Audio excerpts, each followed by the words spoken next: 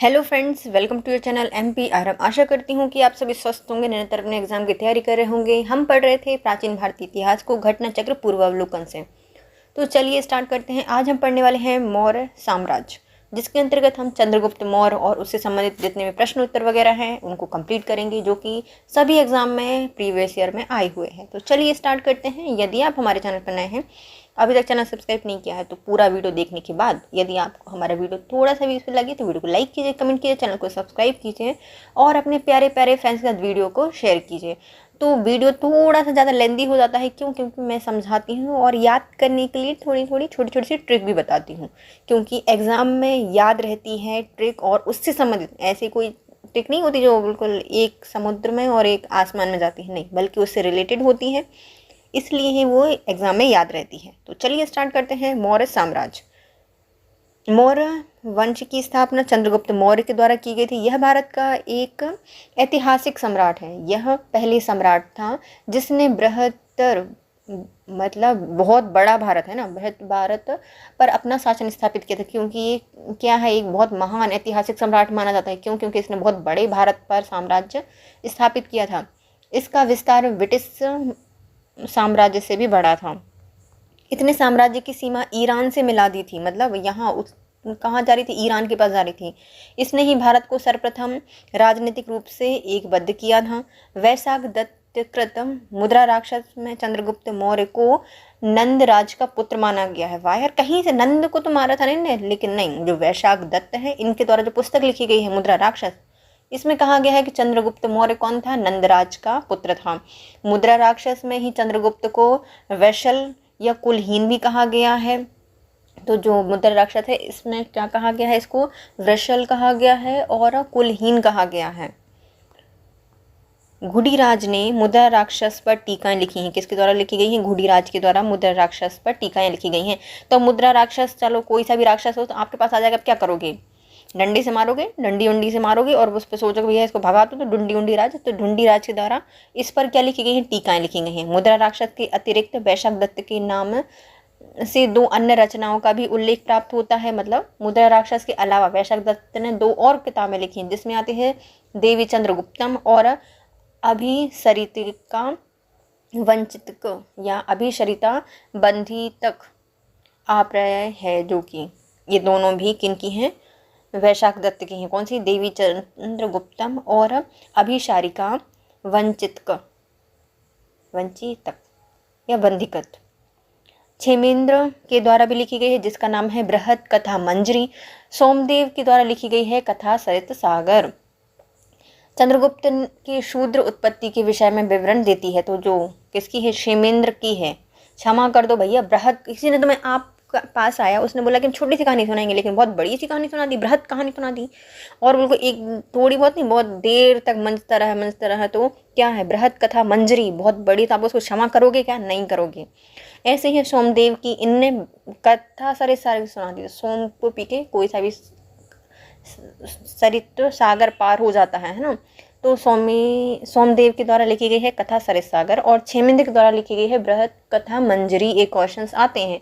और मुद्रा राक्षस लिखी है किसने? वैशाख दत्त ने। वैशाख दत्त ने देवी चंद्रगुप्तम भी लिखी है और अभी सरिता का वो वंचित का भी, जो मूवी नहीं थी, किताब थी, वो भी इनके द्वारा लिखी गई है। बौद्ध ग्रंथ महाबोधि वंश के अनुसार चंद्रगुप्त राजकुल से संबंधित थे, जबकि जो बौद्ध ग्रंथ है उनने क्या बताया है कि जो चंद्रगुप्त थे वो कौन थे? महाबोधि वंश में लिखा है कि वो राजकुल से आते हैं। जबकि जो सभी ग्रंथ अभी तक बता रहे थे वो क्या बताए थे? उनको नीचे कुल का बता रहे थे। इनने तो देखो जो है कथा सरित सागर, इनने कह दिया है कि ये तो ये शूद्र से उत्पत्ति बताई है चंद्रगुप्त की।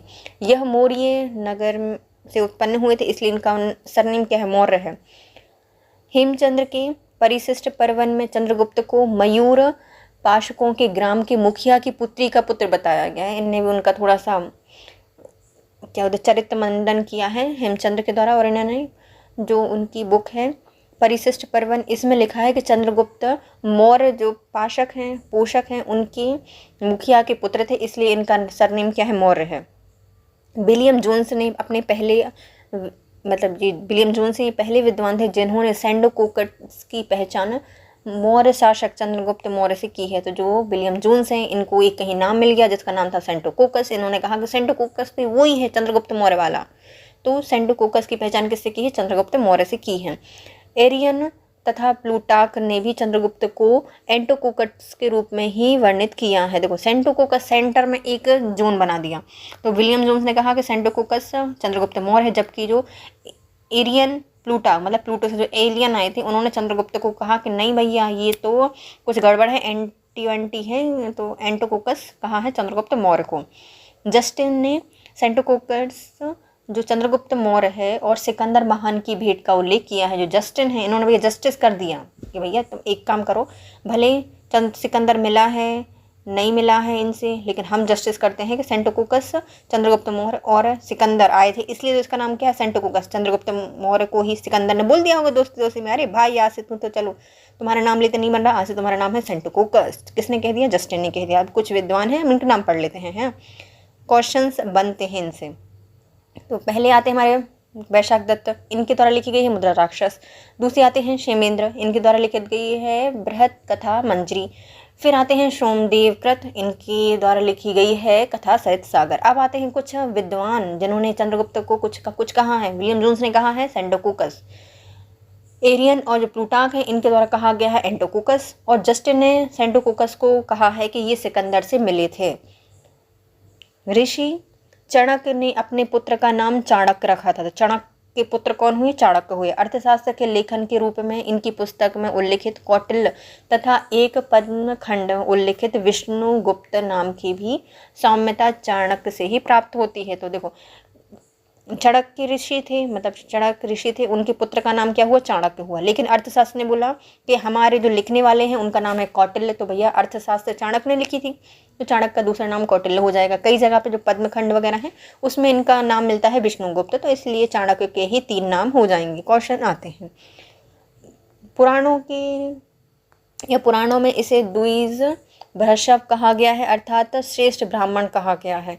कौटिल्य चाणक्य द्वारा मौर्य काल में रचित अर्थशास्त्र शासन के सिद्धांतों की पुस्तक है।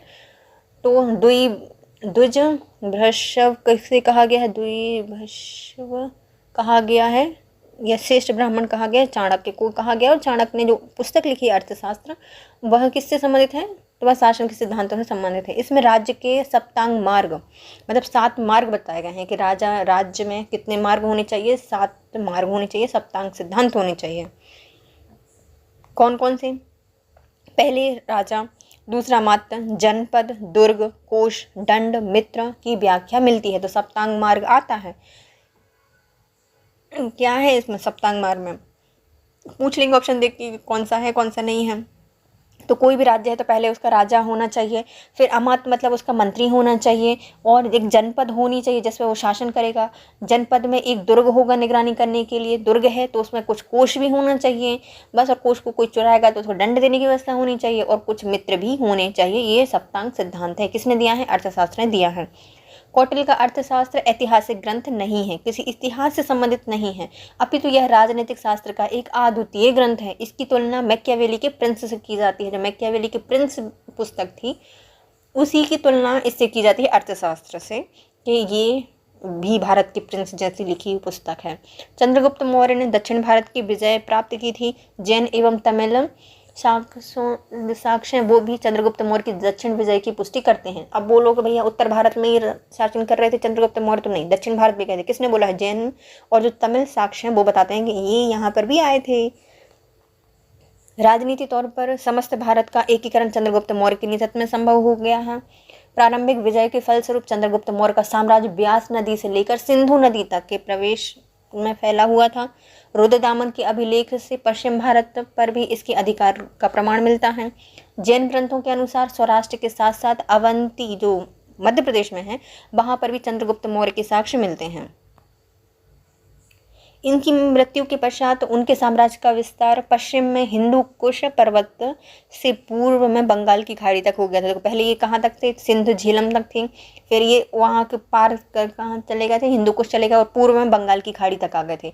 उत्तर में हिमालय की श्रृंखलाओं तक गए थे, और दक्षिण में मैसूर तक गए थे। मैसूर मतलब बिल्कुल लास्ट में तमिलनाडु के पास पहुँच गए थे। 1500 ईस्वी में रुद्रदामन के जूनागढ़ अभिलेख के आनर्त और सौराष्ट्र गुजरात प्रदेश में चंद्रगुप्त मौर्य के प्रांतीय राज्यपाल पुष्पगुप्त के द्वारा सिंचाई बांध के निर्माण का उल्लेख मिलता है। तो जो जूनागढ़ अभिलेख है रुद्रदामन का, यहाँ से हमें मिलता है आनर्त, और जो सौराष्ट्र वाला क्षेत्र है वहाँ पर इनका राज्यपाल था चंद्रगुप्त मौर्य का, जिसका नाम था पुष्पगुप्त, सौराष्ट्र में, और उसके द्वारा एक बांध के निर्माण का उल्लेख मिलता है। इससे यह सिद्ध होता है कि पश्चिम भारत का यह भाग मौर्य साम्राज्य में शामिल था। चंद्रगुप्त मौर्य ने सिकंदर के साम्राज्य के पूरे भाग के शासक सेल्यूकस की आक्रमणकारी सेना को 305 ईसा पूर्व में परास्त कर दिया था। तो चंद्रगुप्त मौर्य थे, ये भारत में इन्हें नंद वंश को हराकर शासन स्थापित कर लिया, लेकिन जो उत्तर भारत में ये झेलम नदी, ब्यास नदी तक आ गया था सिकंदर, तो सिकंदर के कई शासक थे जो कि राज करते थे। तो इसका एक शासक था सेल्यूकस, वो आक्रमण करना चाहता था भारत पर, तो उसके आक्रमण को रोका था 305 में किसने? चंद्रगुप्त मौर्य ने, और उनकी पुत्री से शादी कर ली थी। यूनानी लेखकों ने बिंदुसार को अमित्रोकेडीज कहा है। विद्वानों के अनुसार अमित्रोकेडीज का संस्कृत अर्थ होता है अमित्रघात, शत्रुओं का नाश करने वाला। तो देखो, अब आते हैं हमारे बिंदुसार पर। तो जो यूनानी लेखक थे, बिंदुसार तुमसे बोलते बन नहीं रहा होगा, तो इन्होंने बोला कि इन पर बहुत सारी बिंदी बिंदी हैं। तो एक ऐसा नहीं लगता जैसे डीजे की लाइट हो है ना। तो अमित्रोकेडीज, डीजे, अमित्रोकेडीज इसको कहा है बिंदुसार को, और बिंदुसार को अमित्रोकेडीज किसने कहा है? यूनानी लेखकों द्वारा कहा गया, और इसका अर्थ होता है अमित्रघात, मतलब शत्रुओं का नाश करने वाला। जैन ग्रंथ में इसे शहसेन कहा गया है। जैन धर्म के जो ग्रंथ हैं इसमें बिंदुसार की माता का नाम है दुधरा नाम है बिंदुसार की माता का। दिव्यदान के अनुसार बिंदुसार के समय तक्षशिला में विद्रोह हुए थे, जिसको दबाने के लिए उसने अपने पुत्र अशोक के भेजा था। तो जो बिंदुसार है, इसके समय पर जो तक्षशिला है वहाँ पर विद्रोह हुए थे, और इसको दबाने के लिए इनने किसको भेजा था? अशोक को भेजा था। अशोक के पहले इनका एक पुत्र था जिसका नाम सुषेण था, उसको भेजा, जब वो नहीं दबा पाया तो फिर अशोक को भेजा था वहाँ पर। और एक इसमें उल्लेख मिलता है दिव्यदान में मिलता है, जो कि एक जैन ग्रंथ है। स्ट्रैबो के अनुसार बिंदुसार के समय में मिस्र के राजा एंटिकोकस ने डायमेकस नामक राजदूत भेजा था। तो स्ट्रैबो था एक लेखक, इसने कहा है कि बिंदुसार के समय मिस्र के राजा एंटिकोकस का एक राजदूत डायमेकस यहाँ आया था। प्लानी के अनुसार मौर्य राज दरबार में मिस्र के राजा टॉलेमी द्वितीय फिलाडेल्स ने डायोनिकस को भेजा था। मतलब दो राजदूत आ गए हैं, कहाँ से? तो एक आया है मिस्र से और दूसरा भी आया है मिस्र से। तो एक मिस्र के राजा है एंटियोकस ने डायमेकस को भेजा, नाम सिमिलर है। और दूसरे राजा हैं टॉलमी ने एक टॉमी पाला था, टॉमी द्वितीय फिलाडेल्फिया के द्वारा भेजा गया है डायनोसिस को भेजा। तो टॉमी को भेजा, चलो डायग्नोसिस करके आओ। तो टॉलमी द्वितीय फिलाडेल्फस ने किसको भेजा है? डायनोसिस को भेजा है राजदूत बनाकर भारत में मौर्य दरबार में। बिंदुसार ने सीरिया के शासक एंटियोकस से 3 वस्तुओं की मांग की थी। ये वस्तुएं थी मीठी मदिरा, सूखी अंजीर और दार्शनिक। तो जो एंटियोकस से 3 वस्तुओं की मांग की थी, किसने? बिंदुसार ने की थी कि भैया तुम मीठी मदिरा भेजो, सूखी अंजीर भेजो और दार्शनिक भेजो, यदि तुम्हारे यहाँ पर कुछ है हमारे लायक। तो एंटियोकस ने दार्शनिक को छोड़कर शेष सभी वस्तुएं बिंदुसार के पास भिजवा दी थी। बौद्ध साक्ष्यों के अनुसार अशोक अपने पिता के शासनकाल में अवंती अर्थात उज्जैनी का उपराजा या वायसराय था। असम और सुदूर दक्षिण को छोड़कर संपूर्ण भारतवर्ष अशोक के साम्राज्य के अंतर्गत था। तो जब इनके पिता थे चंद्रगुप्त मौर्य, नहीं बिंदुसार थे इनके पिता अशोक के। तो जब अशोक के पिता थे बिंदुसार, तो ये कहाँ थे? अशोक अवंती उज्जैनी में उपराज्यपाल थे या राजा थे, उपराजा। और इनके समय जब ये राजा बने तो असम और सुदूर दक्षिण को छोड़कर संपूर्ण भारत अशोक के साम्राज्य के अंतर्गत आ गया था। अशोक ने अपनी प्रजा के विशाल समूह को ध्यान में रखकर ही एक व्यवहारिक धर्म को प्रतिपादन किया था। इतना सारा समाज है तो सब पर एक तो नियम या एक धर्म तो लागू नहीं होगा, तो इसलिए इन्हें एक व्यवहारिक धर्म की शुरुआत की थी जिसका पालन आसानी से ये सभी कर सकते थे। सहिष्णु, उदारता और करुणा इसका त्रिविध आयाम था। इन्होंने इसमें क्या रखा था, कोई ईश्वर वगैरह नहीं थी, बल्कि सहिष्णुता होनी चाहिए, उदारता होनी चाहिए और करुणा होनी चाहिए। इस त्रिबंध आयाम को इसके अंतर्गत रखा गया था। अशोक ने 272 ईसा पूर्व के लगभग मगध का राजा बना था और यह 4 वर्षों बाद 269 ईसा पूर्व में इसका राजाभिषेक हुआ था। कब बना था ये शासक? 272 में, और 72 के बाद 3 साल बाद लगभग इसका राजाभिषेक हो गया था। इसके अभिलेखों में सर्वत्र इसे देवनाम प्रियदर्शी आदि इसके नाम मिलते हैं। अशोक के देवताओं का प्रिय या देखने में सुंदर इसको कहा गया है। पुराणों में इससे अशोक वर्धन भी कहा गया है। दशरथ भी अभिलेख या जो अशोक की तरह ही देवनाम प्रिय की उपाधि धारण करता था। कौन था? दशरथ।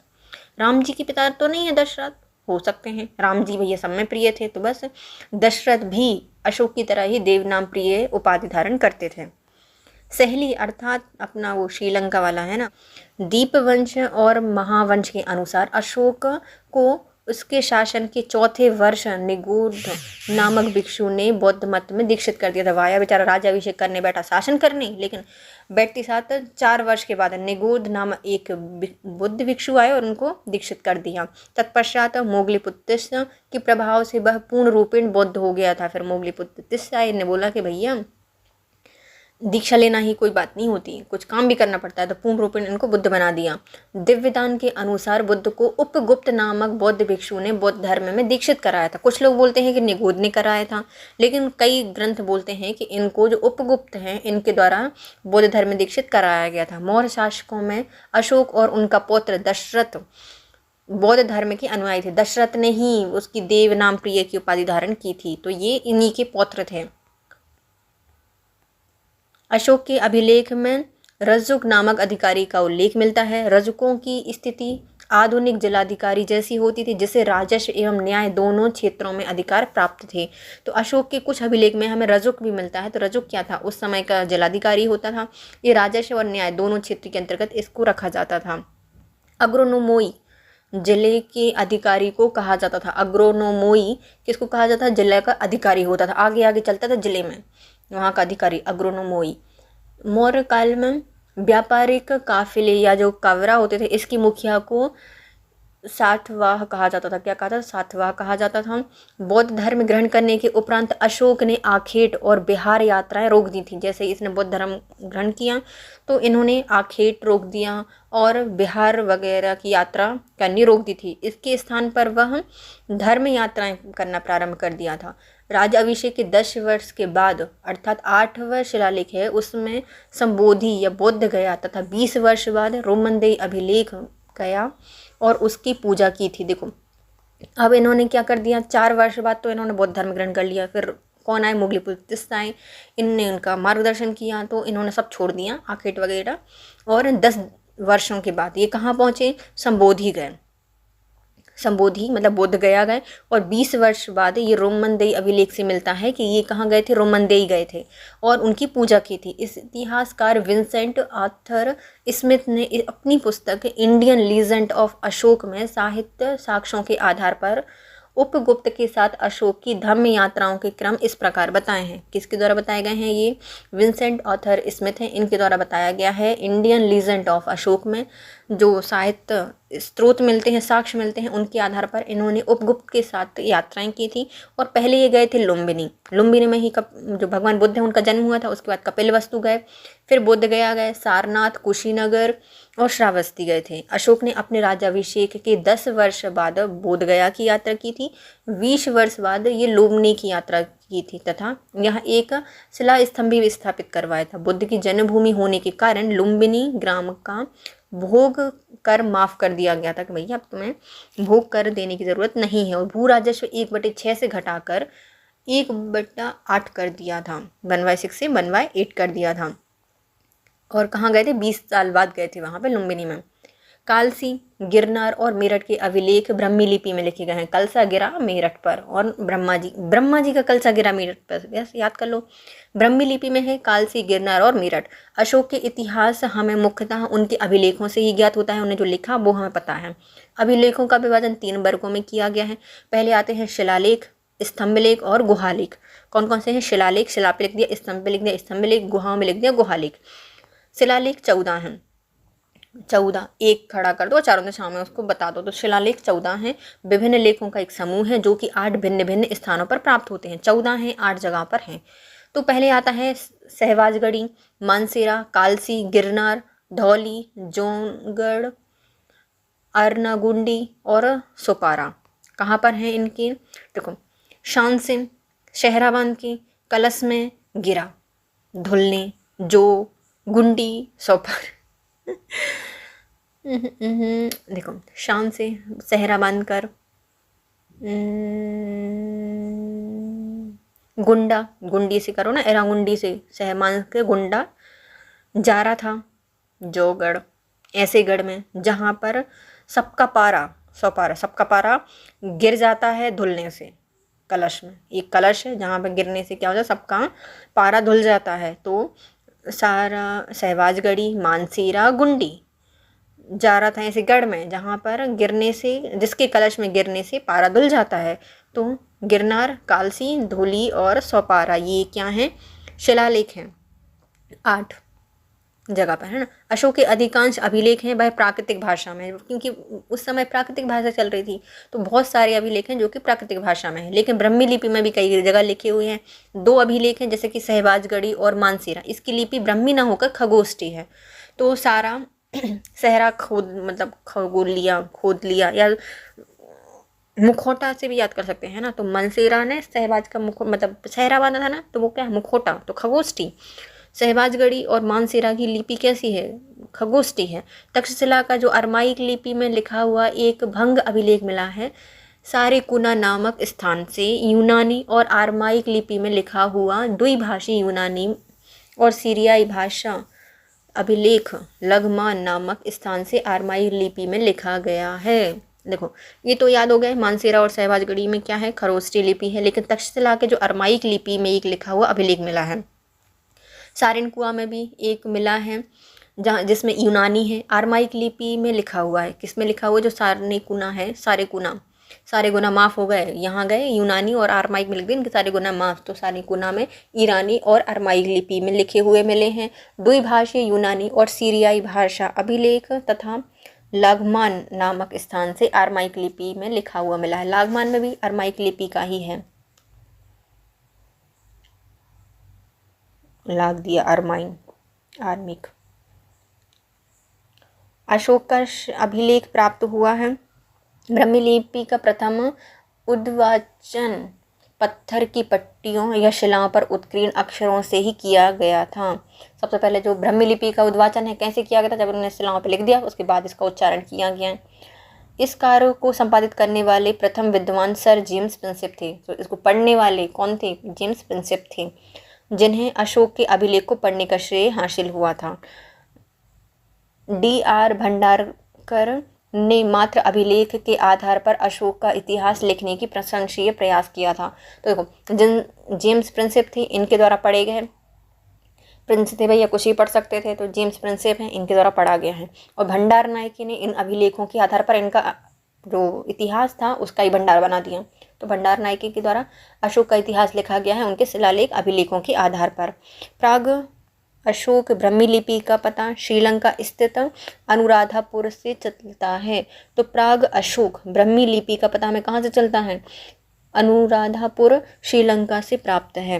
कुछ विद्वानों के द्वारा कुछ स्थानों के अभिलेख में इस प्रकार की लिपि का साक्ष्य भी मिला है। इनके नाम इस प्रकार है: पिपरहवा, सोहगुरा और महास्थान। यहाँ से अभिलेखों की इस प्रकार की लिपि मिलती है। कहाँ कहाँ से? पिपरहवा, सोहगुरा और महास्थान से। प्राचीन भारत में खरोष्ठी लिपि दाएं से बाएं लिखी जाती थी। इसे पढ़ने का श्रेय मैसन, प्रिंसेप, नॉरिस, लेसेन और कनिंघम आदि विद्वानों को जाता है। तो खरोष्टी लिपि को किस के द्वारा पढ़ा गया है? मेसन के द्वारा, प्रिंसेप के द्वारा, नॉरिस के द्वारा और लेसेन और कनिंघम के द्वारा पढ़ा गया है। यह मुख्यतः दक्षिण पश्चिम भारत की लिपि मानी जाती है। अशोक का नाम उल्लेख करने वाला गुर्जरा लघु शिलालेख मध्य प्रदेश के दतिया में है। जहाँ अशोक का नाम लिखा हुआ है तो वो कौन सा है? गुर्जरा लघु शिलालेख मध्य प्रदेश के दतिया में है। मार्क्सी, नत्तूर और उडेगोलम के लेख से भी अशोक का व्यक्तिगत नाम मिलता है। तो मेन तो यही क्वेश्चन आते हैं कि गुर्जरा और मार्क्सी से मिलता है, लेकिन मक्षी और नेत्तूर, उडेगोलम में भी हमें अशोक का नाम व्यक्तिगत रूप से मिलता है। गुर्जरा, मार्क्सी, नेत्ता, उड़ा, मक्यूड़ी, उतरू, नेत्री, नेत्तूर और उडेगोलम से इसका नाम मिलता है। भावरू, जो कि विराट स्तंभ लेख में अशोक ने स्वयं को मगध का सम्राट बताया है। यही अभिलेख अशोक को बुद्ध धर्मावलंबी प्रमाणित करता है। जो भावू है यह विराट स्तंभ है, ये क्या बताता है? अशोक ने इसमें स्वयं को मगध का सम्राट बताया है और यहीं से पता चलता है कि ये बौद्ध धर्मावलंबी था। अशोक ने प्रथम शिलालेख में पशु बलि निषेध के संदर्भ में लेख प्राप्त होता है। जो पहला शिलालेख था उसमें बताया गया कि भैया पशु बलि मत करो, हम भी नहीं मारेंगे पशु को, तुम भी मत मारो, हम इंसानों को नहीं मारेंगे, तुम पशु को मत मारो। यहाँ कोई जीव मारकर बलि ना दिया जाए और ना ही कोई उत्सव किया जाए। पहले प्रियदर्शी राजा की पाकशाला में प्रतिदिन सैकड़ों जीव मांस के लिए मारे जाते थे, लेकिन अब अभिलेख के लेख जाने तक सिर्फ 3 पशु प्रतिदिन मारे जाते हैं, 2 मोर, 1 मृग। इसमें भी मृग हमेशा नहीं मारा जाता, ये 3 भी भविष्य में नहीं मारे जाएंगे। 5वें स्तंभ लेख से अशोक द्वारा राज अभिषेक के 26वें वर्ष विभिन्न प्रकार के प्राणियों के वध को वर्जित करने का स्पष्ट उल्लेख किया गया है। पहले में कहा गया है कि भैया कोई पशु बलि नहीं करेगा, अभी सब 3 मारे जा रहे हैं, भविष्य में वो भी नहीं मारे जाएंगे। और 5वें स्तंभ लेख से पता चलता है कि अशोक का जो 26वां वर्ष था राज्य अभिषेक का, उसमें उसने बोला कि भैया खुशी मनाओ लेकिन कोई वध नहीं करेगा, प्राणियों के वध को वर्जित कर दिया गया। अशोक के राज्य काल की पहली बड़ी घटना थी कलिंग युद्ध, जिसमें अशोक की विजय हुई थी। अशोक के 13वें शिलालेख में इस युद्ध के स्पष्ट साक्ष्य मिलते हैं। यह घटना अशोक के शासनकाल के 8वें वर्ष अर्थात 261 ईसा पूर्व में घटित हुई थी। इस शिलालेख में उसने कलिंग विजय में हुई पीड़ा पर अपना दुख और पश्चाताप व्यक्त किया था। अशोक के दीर्घ शिलालेख जो कि 12वां है, इसमें सभी संप्रदायों के सारे में वृद्धि होने की कामना की गई है। 12वें में मैंने बोला है कि सभी संप्रदायों में क्या हो? वृद्धि हो, ताकि धर्म सहिष्णुता हेतु पालनीय उपाय बताए जा सकें। अशोक के दूसरे और 13वें शिलालेख में संगम राज्य, चोल, पांडव, सत्यपुत्र, केरलपुत्र सहित ताम्रपर्णी अर्थात श्रीलंका की सूचना मिलती है। तो इसका जो दूसरा और 13वां शिलालेख है, इससे संगम राज्य जिसमें चोल, पांडव, सत्यपुत्र, केरलपुत्र और ताम्रपर्णी श्रीलंका के बारे में सूचना मिलती है। मौर्य शासक अशोक के 13वें शिलालेख से ज्ञात होता है कि अशोक के 5 यवन राजाओं के साथ भी मैत्रीपूर्ण संबंध थे। मतलब ये यवन में भी दोस्ती करके बैठे हैं ये, है ना। वो ही एंटिओकस वगैरह है ना। एंटिओक अर्थात एंटिओकस द्वितीय से थियोन्स सीरिया का शासक था। तुर्मय या तुर्माय यह टोलमी द्वितीय फिलाडेल्फिया मिस्र का राजा था। अंतकिनी एंटीगोन्स जो कि गोनाताश मैक्सिडोनिया या मकदुनिया का राजा था। मग अर्थात शायरीन का शासक था। अलिक सुंदर अलेक्जेंडर स्पाइरस और एपीरस का राजा था। तो इनके 5 यवन राजाओं से भी संबंध थे। कौन कौन से आते हैं? अंटियोक, तुर्मय, अंतकीन, मग, अलिक, सुंदर, ये इनके शासक थे, ये दोस्त थे, यवन के शासक थे। पहले आते हैं एंटिओक। इनका नाम एंटिओकस द्वितीय के नाम से मिलता है जो कि सीरिया का शासक था। तुर्मय, इसे तुर्माय भी कहा गया, टॉलमी द्वितीय फिलाडेल्फिया मिस्र का शासक था। अंतकीनी अर्थात एंटीगोनस गोनाताश मैक्सिडोनिया मकदुनिया का राजा था। साइरिन का शासक था मग। और आलिक सुंदर ये अलेक्जेंडर स्पाइरस और इपीरस का राजा था। गोरखपुर जिले से प्राप्त सागोरा ताम्र अभिलेख और बांग्लादेश के बोगरा जिले से प्राप्त महास्थान अभिलेख की रचना अशोककालीन प्राकृतिक भाषा में की गई है। तो प्राकृतिक भाषा में कौन है? सहगोरा है, जो कि कहाँ पर है? गोरखपुर में स्थित है। और दूसरा है बांग्लादेश के बोगरा में महास्थान अभिलेख, यह प्राकृतिक भाषा का उल्लेख है।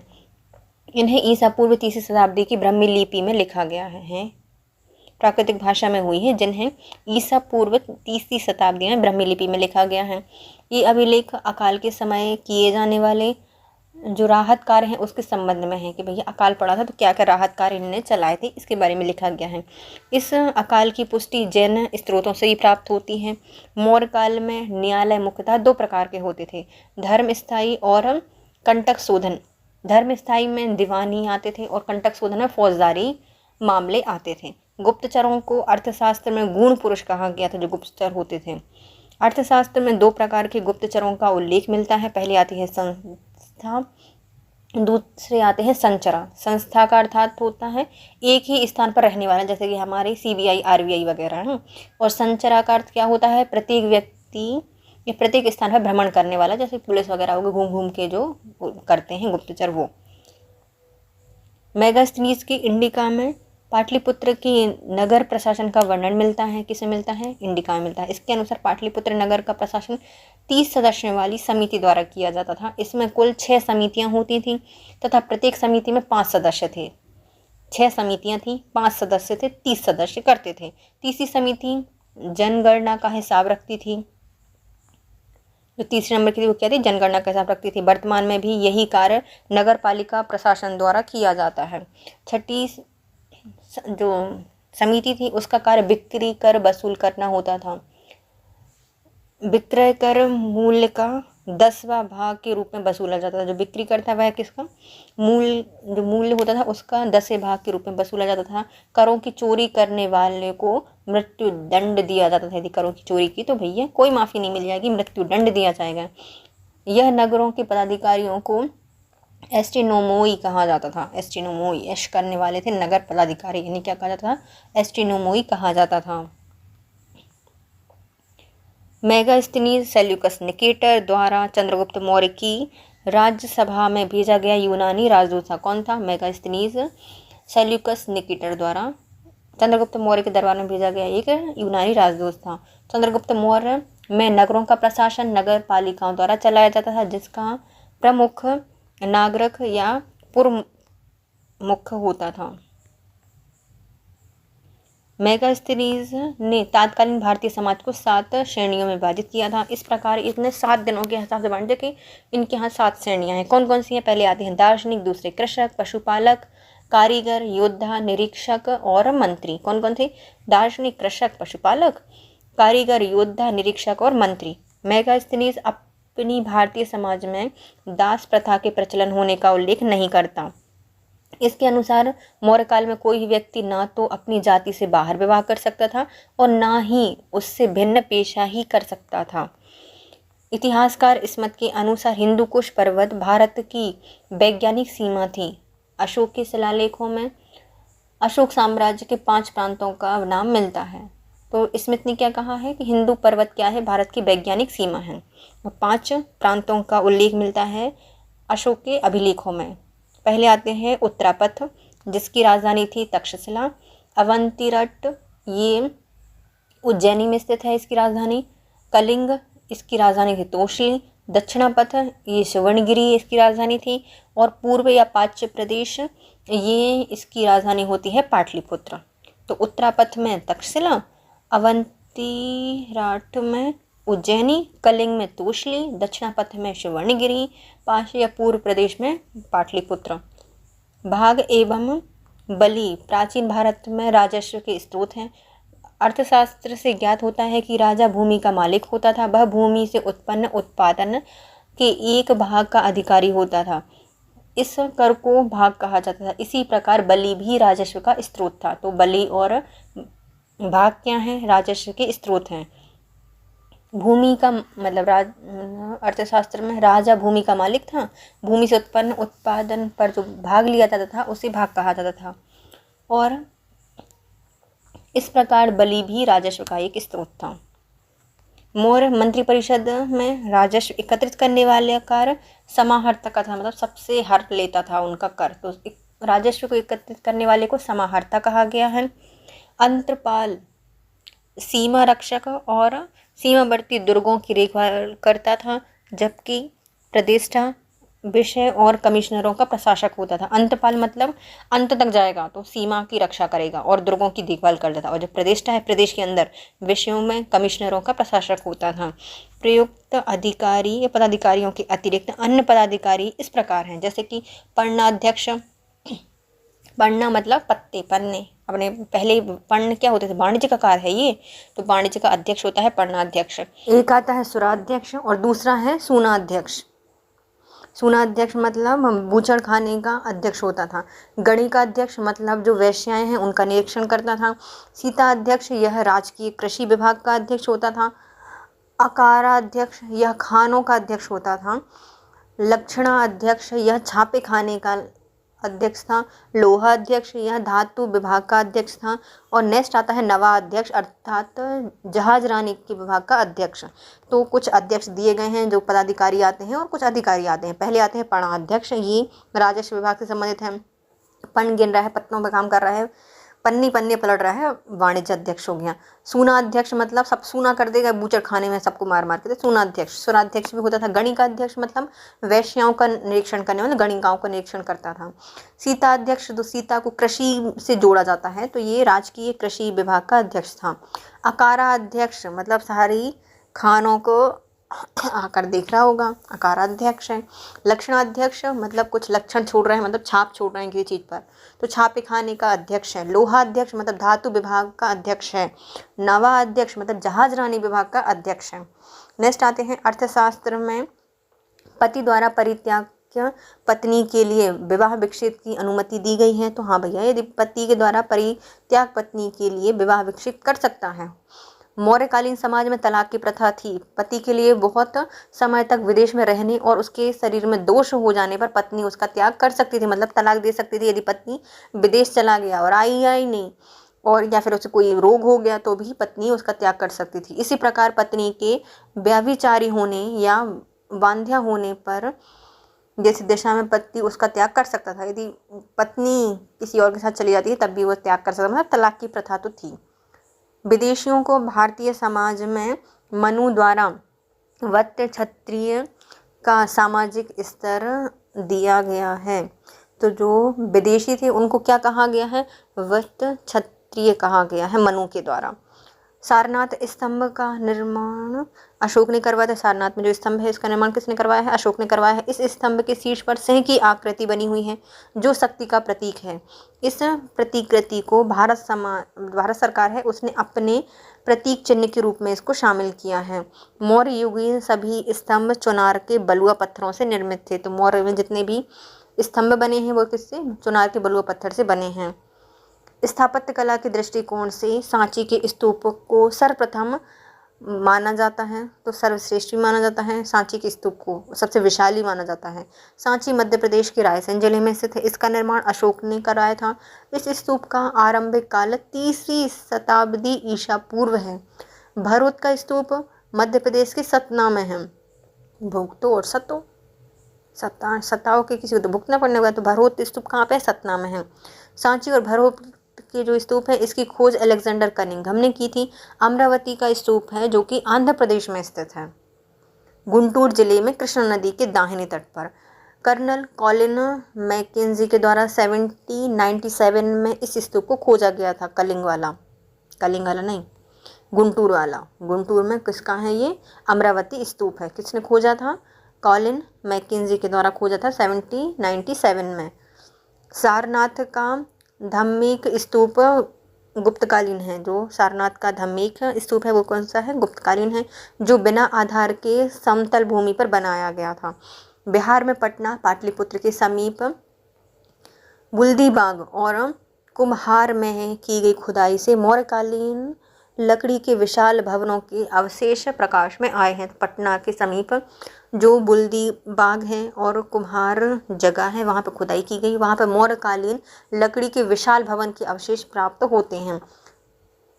इसको प्रकाश में लाने का श्रेय इस स्पूनर को जाता है। यहाँ पर गए होंगे, स्पून से कुछ निकाल रहे होंगे और वह पूरा महल निकल आया।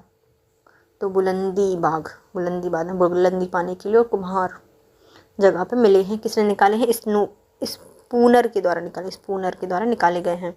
बुलंदी बाग से नगर के परकोटे के अवशेष प्राप्त होते हैं और कुम्हार से राजप्रसाद के अवशेष प्राप्त होते हैं।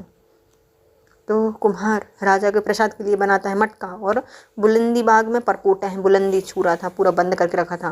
तो बुलंदी बाग से नगर के परकोटे के अवशेष मिले हैं, कुम्हार से राजप्रसाद के अवशेष प्राप्त होते हैं।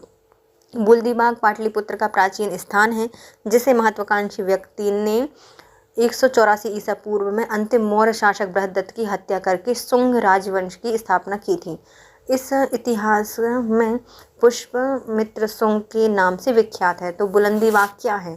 तो ये एक प्रकार का पाटलिपुत्र में स्थान है प्राचीन, जिसकी महत्वाकांक्षी व्यक्ति ने 184 ईसा पूर्व अंतिम मौर्य शासक बृहदत्त की हत्या करके शुंग राजवंश की स्थापना की थी। उसका नाम है पुष्यमित्र शुंग।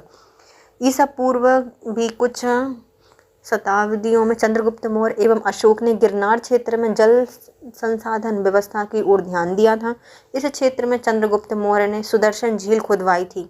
अशोक ने ईसा पूर्व 3वीं शताब्दी में इस नहर निकाली और शक छत्रप रुद्रदामन के जूनागढ़ अभिलेख से इन दोनों के कार्यों का वर्णन मिलता है। जूनागढ़ के शासक रुद्रदामन ने भी इस झील की मरम्मत करवाई थी। मतलब इस झील का संबंध किससे है? चंद्रगुप्त मौर्य से है, अशोक से है, और जूनागढ़ के जो रुद्रदामन है उनसे भी इसका संबंध है। अब आते हैं मौर्यकालीन सभी प्रश्न उत्तर जो कि प्रीवियस ईयर में आए हुए हैं। तो चलिए स्टार्ट करते हैं। पहला क्वेश्चन है, प्रथम भारतीय साम्राज्य स्थापित किया था। तो पहले भारतीय साम्राज्य स्थापित करने का श्रेय जाता है किनको? चंद्रगुप्त मौर्य को। पूरा अखंड भारत बनाया था इनने। चंद्रगुप्त मौर्य की गणना भारत के महान शासकों में की जाती है। यह भारत के प्रथम ऐतिहासिक सम्राट थे। यह पहले ऐसे सम्राट थे जिसने बृहद भारत पर अपना शासन स्थापित किया था, जिसका विस्तार ब्रिटिश साम्राज्य से भी बड़ा था। अपने साम्राज्य की सीमा ईरान से मिलती थी और भारत को सर्वप्रथम राजनीतिक रूप से एकबद्ध किया था चंद्रगुप्त मौर्य ने। भारत में पहले साम्राज्य की स्थापना किस शासक के द्वारा की गई थी?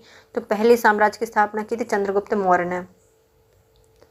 निम्नलिखित में से कौन सबसे पुराना राजवंश है? तो सबसे पुराना राजवंश है मौर्य राजवंश। नंद ऑप्शन होता तो नंद आ जाता। उपरोक्त में से मौर्य राजवंश सबसे प्राचीन है। इसका समय 321 से 184 ईसा पूर्व तक रहा है। मौर्य राजवंश की स्थापना चंद्रगुप्त मौर्य ने की थी। इसके बाद कुषाण वंश, उसके बाद गुप्त राजवंश और उसके बाद वर्धन राजवंश ने प्राचीन भारत पर शासन किया। जिसके ग्रंथ में चंद्रगुप्त मौर्य का विशिष्ट रूप से वर्णन है वो कौन हो जाएंगे? तो वो हो जाते हैं वैशाख दत्त ने चंद्रगुप्त मौर्य के बारे में वर्णन किया है। वैशाख दत्त की मुद्रा राक्षस में चंद्रगुप्त मौर्य के विषय में विस्तृत सूचनाएं प्राप्त होती हैं। इस ग्रंथ में चंद्रगुप्त को नंदराज का पुत्र कहा गया है। मुद्रा राक्षस में ही चंद्रगुप्त को वृषल या कुलहीन भी माना गया है। यूनानी लेखक जस्टिन द्वारा किसे सेंटोकोकस कहा गया? तो सेंटर में रखा था किसको? चंद्रगुप्त मौर्य को रखा गया है जस्टिन के द्वारा। विलियम जोन्स पहले ऐसे विद्वान थे जिन्होंने इनको सेंटोकोकस की पहचान दी थी। चंद्रगुप्त मौर्य से इसकी पहचान की गई है। और एरियन प्लूटार्क ने चंद्रगुप्त मौर्य को एंडोकोकस कहा है, जबकि जस्टिन ने सेंटोकोकस और सिकंदर की भेंट का उल्लेख किया है। सेंटोकोकस से जो चंद्रगुप्त की पहचान किसने की है? तो इसकी पहचान जोन्स ने की है, विलियम जोन्स ने। निम्नलिखित में से सेंटोकोकस, चंद्रगुप्त मौर्य एवं सिकंदर महान की भेंट का उल्लेख करता है जस्टिन। देखो ये सारे क्वेश्चन आए हुए हैं। कौटिल्य प्रधानमंत्री था चंद्रगुप्त मौर्य का। कौटिल्य इतिहास में विष्णुगुप्त, चाणक्य इन दो नामों से विख्यात हैं। चंद्रगुप्त मौर्य भारत के एक छत्र सम्राट थे जो कौटिल्य प्रधानमंत्री, महामंत्री और प्रधान पुरोहित के पद पर आसीन हुए। इन्होंने राजनीति शास्त्र में अर्थशास्त्र नामक प्रसिद्ध ग्रंथ की रचना की है। यह भारत में राजशासन के ऊपर उपलब्ध प्राचीनतम रचना है। चाणक्य अपने बचपन में किस नाम से जाने जाते थे? चाणक्य को बचपन में बुलाया जाता था विष्णुगुप्त। ऋषि चाणक्य ने अपने पुत्र का नाम चाणक्य रखा था। अर्थशास्त्र के लेखक के रूप में इसी पुस्तक में उल्लेखित कौटिल्य एक पदखंड में उल्लिखित विष्णुगुप्त नाम की साम्यता चाणक्य से की जाती है। पुराणों में इसे दुर्जवश कहा जाता है, अर्थात श्रेष्ठ ब्राह्मण कहा गया है। प्रश्न में बचपन का नाम की बात कही गई है, इसलिए चाणक्य पर विशेष अध्ययन करने वाले विद्वान टॉटमैन के अनुसार चाणक्य कौटिल्य नाम चाणक्य के गोत्र नाम से होता है। इसी प्रकार अनेक विद्वानों ने यह निष्कर्ष निर्गत किया है कि चाणक्य तथा विष्णुगुप्त कौटिल्य अलग अलग व्यक्ति थे। आयोग ने इसका उत्तर विष्णुगुप्त अपनी वेबसाइट पर प्रदर्शित किया था। चाणक्य का अन्य नाम क्या है? तो चाणक्य को विष्णुगुप्त भी कहा जाता है। कौटिल्य की पुस्तक अर्थशास्त्र किस विषय पर आधारित थी?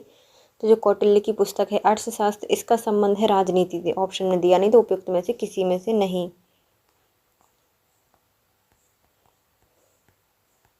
कौटिल्य चाणक्य द्वारा मौर्य काल में रचित अर्थशास्त्र शासन के सिद्धांत और अभ्यासों की पुस्तक है। इसमें राज्य के लिए मंडल सिद्धांत दिया गया है जो विदेश नीति की व्याख्या करता है।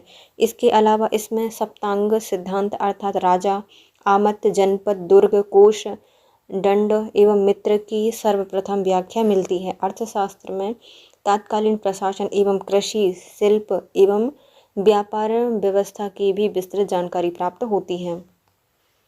कौटिल्य का अर्थशास्त्र क्या है? तो जो कौटिल्य की अर्थशास्त्र है वह राजनीति पर लिखी हुई किताब है, अर्थात शासन के सिद्धांतों की पुस्तक है। निम्नलिखित में से राज्य के सप्तांग सिद्धांत के अनुसार राज्य का 7वां अंग क्या होता है? तो 7वें के अंतर्गत आता है मित्र। सुहृदय अर्थात मित्र राज्य के सप्तांग सिद्धांत के अनुसार राज्य का 7वां अंग है। सुहृदय मित्र राज्य के कान है। राजा के मित्र शांति और युद्ध काल दोनों में ही अपनी सहायता करते हैं, मतलब उसकी सहायता करते हैं। उस संबंध में कौटिल्य सहज, आदर्श एवं कृत्रिम मित्र में भेद करते हैं। सहज मित्र कृत्रिम मित्र और अधिक श्रेष्ठ होता है। तो जो सहज मित्र होता है वह कृत्रिम मित्र से अधिक श्रेष्ठ होता है। जिस राजा के मित्र लोभी, कामी और कायर होते हैं उसका विनाश अवश्यंभावी है। कौटिल्य के अर्थशास्त्र में किस पहलू पर प्रकाश डाला गया है? तो जो कौटिल्य का अर्थशास्त्र इसमें राजनीतिक नीतियां दी गई हैं।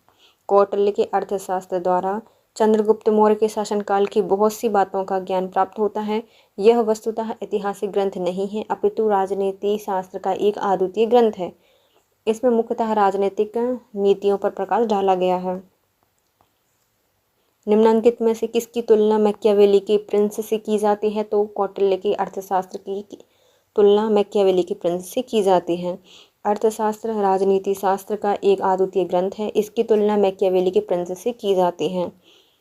किसके शासनकाल में डिमैकस भारत आया था? तो डिमैकस बिंदुसार के समय भारत आया था। डाइमैकस भी कहा जाता है इसको, है ना। स्ट्रैबो के अनुसार सीरिया के राजा एंटियोकस ने डाइमैकस को राजदूत बनाकर बिंदुसार के राज दरबार में भेजा था। यह मेगास्थनीज के स्थान पर आया था। बिंदुसार के शासनकाल में अशोक ने अवंती महाजनपद जीतकर मौर्य साम्राज्य में मिला लिया था। इसका उल्लेख किस ग्रंथ में मिलता है? तो इसका वर्णन बुद्ध घोष की सामंत पशादिका में मिलता है। तो बुद्ध घोष की सामंत पशादिका में इसका उल्लेख मिलता है। बिंदुसार के शासनकाल में अशोक ने अवंती महाजनपद जीतकर मौर्य साम्राज्य में मिला लिया था। इसका उल्लेख बुद्ध घोष की सामंत पशादिका नामक ग्रंथ में मिला है। दिव्यदान से ज्ञात होता है कि बिंदुसार के शासनकाल में अशोक अर्थात अवंती का उपराजा या वायसराय बना था। बुद्ध काल में अवंती महाजनपद भारत के 16 महाजनपद में से एक थी। यह जनपद मालवा क्षेत्र में अवस्थित थी। इसके 2 भाग थे, उत्तरी अवंती जिसकी राजधानी उज्जैनी थी और जबकि दक्षिणी अवंती जिसकी राजधानी माहिष्मती थी। पाटलिपुत्र में स्थित चंद्रगुप्त का महल मुख्यतः बना था लकड़ी से, लकड़ी का बना हुआ था।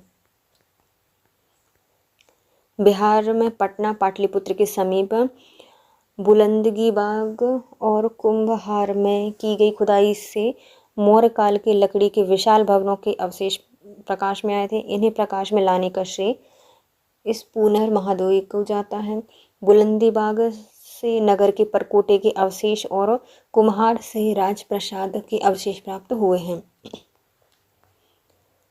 किस प्राचीन नगर के अवशेष कुम्हार स्थल से प्राप्त होते हैं? तो ये पाटलिपुत्र में मिले हैं कुम्हार के अवशेष। बुलंदी बाग प्राचीन स्थल है कहाँ पर? तो पाटलिपुत्र में स्थित है बुलंदी बाग, और जहाँ से प्राचीर मिली है। मौर्य राजा ने दक्कन की विजय प्राप्त की थी, तो कौन से मौर्य राजा हैं? तो ये हैं चंद्रगुप्त मौर्य ने दक्कन पर विजय प्राप्त की थी। मौर्य साम्राज्य के संस्थापक चंद्रगुप्त मौर्य ने दक्षिण भारत की विजय की थी। इस संदर्भ में अशोक के अभिलेख, जैन, तमिल साक्ष्यों से जानकारी प्राप्त होती है। दक्षिण भाग में अनेक स्थलों में अशोक के अभिलेख प्राप्त हुए हैं, किंतु अशोक ने मात्र कलिंग विजय की थी। अतः ऐसी स्थिति में दक्षिण में विजय का श्रेय हमें चंद्रगुप्त मौर्य को ही देना पड़ेगा, क्योंकि बिंदुसार की विजय अत्यंत संदिग्ध थी एवं इतिहास में इसे एक विजेता के रूप में स्मरणीय नहीं किया जाता। जैन एवं तमिल साक्ष्य भी चंद्रगुप्त मौर्य की दक्षिण विजय की पुष्टि करते हैं। मालवा, गुजरात, महाराष्ट्र किस शासक ने पहली बार जीता था? तो मालवा, गुजरात, महाराष्ट्र को सबसे पहले जीता था चंद्रगुप्त मौर्य ने। राजनीतिक तौर पर लगभग समस्त भारत का एकीकरण चंद्रगुप्त मौर्य के नेतृत्व में संभव हुआ। प्रारंभिक विजय के फलस्वरूप चंद्रगुप्त मौर्य का साम्राज्य व्यास नदी से लेकर सिंधु नदी तक के प्रदेश पर हो गया था। रुद्रदामन के अभिलेख से पश्चिम भारत पर इसके अधिकार के प्रमाणित होते हैं। जैन ग्रंथों के अनुसार सौराष्ट्र के साथ साथ अवंती पर भी चंद्रगुप्त मौर्य का अधिकार था। इसकी मृत्यु के समय उसके साम्राज्य का विस्तार पश्चिम में हिंदू कुश पर्वत से लेकर पूर्व में बंगाल की खाड़ी तक हो गया था, उत्तर में हिमालय और दक्षिण में मैसूर तक था। अभिलेख जिसमें यह प्रमाणित होता है कि चंद्रगुप्त मौर्य का प्रभाव पश्चिम भारत में था, तो ये बताता है रुद्रदामन का जूनागढ़ शिलालेख। 150 ईस्वी के रुद्रदामन के जूनागढ़ शिलालेख के अनाथ एवं सौराष्ट्र गुजरात प्रदेश में चंद्रगुप्त मौर्य के प्रांतीय राज्यपाल पुष्पगुप्त द्वारा सिंचाई के बांध के निर्माण का उल्लेख मिलता है। इससे यह सिद्ध होता है कि पश्चिम भारत का यह भाग मौर्य साम्राज्य में शामिल था। गुजरात चंद्रगुप्त मौर्य के साम्राज्य में सम्मिलित थी, यह प्रमाणित होता है कैसे? तो जो रुद्रदामन का है जूनागढ़ अभिलेख उससे। सेल्यूकस, जिसको अलेक्जेंडर द्वारा सिंध एवं अफगानिस्तान का प्रशासक नियुक्त किया गया था, किसको भारतीय राजा ने हराया था? मतलब इसको किसने हराया था? तो इसको चंद्रगुप्त मौर्य के द्वारा हराया गया था। किसको? सेल्यूकस निकेटर को। मौर्य वंश के संस्थापक चंद्रगुप्त मौर्य ने सेल्यूकस निकेटर, जो कि सिकंदर के साम्राज्य के पूर्व भाग का शासक था, सेल्यूकस की आक्रमणकारी सेना को 305 ईसा पूर्व में परास्त किया था। चंद्रगुप्त मौर्य ने सेल्यूकस को किस वर्ष पराजित किया था? तो ये है 305 ईसा पूर्व में। नीचे दिए गए मानचित्र में किससे संबंधित है? तो ये पूरा साम्राज्य बता रहा है, और ये भी हमारी अशोक का साम्राज्य है। अशोक से संबंधित उसके शासनकाल के अंतिम समय का है ये देखो, बांग्लादेश, ऊपर अफगानिस्तान, पाकिस्तान सब जीत लिया था। अशोक के शिलालेख एवं स्तंभ लेख से अशोक के साम्राज्य की सही जानकारी प्राप्त होती है। असम, सुदूर दक्षिण को छोड़कर संपूर्ण भारतवर्ष अशोक के साम्राज्य के अंतर्गत था।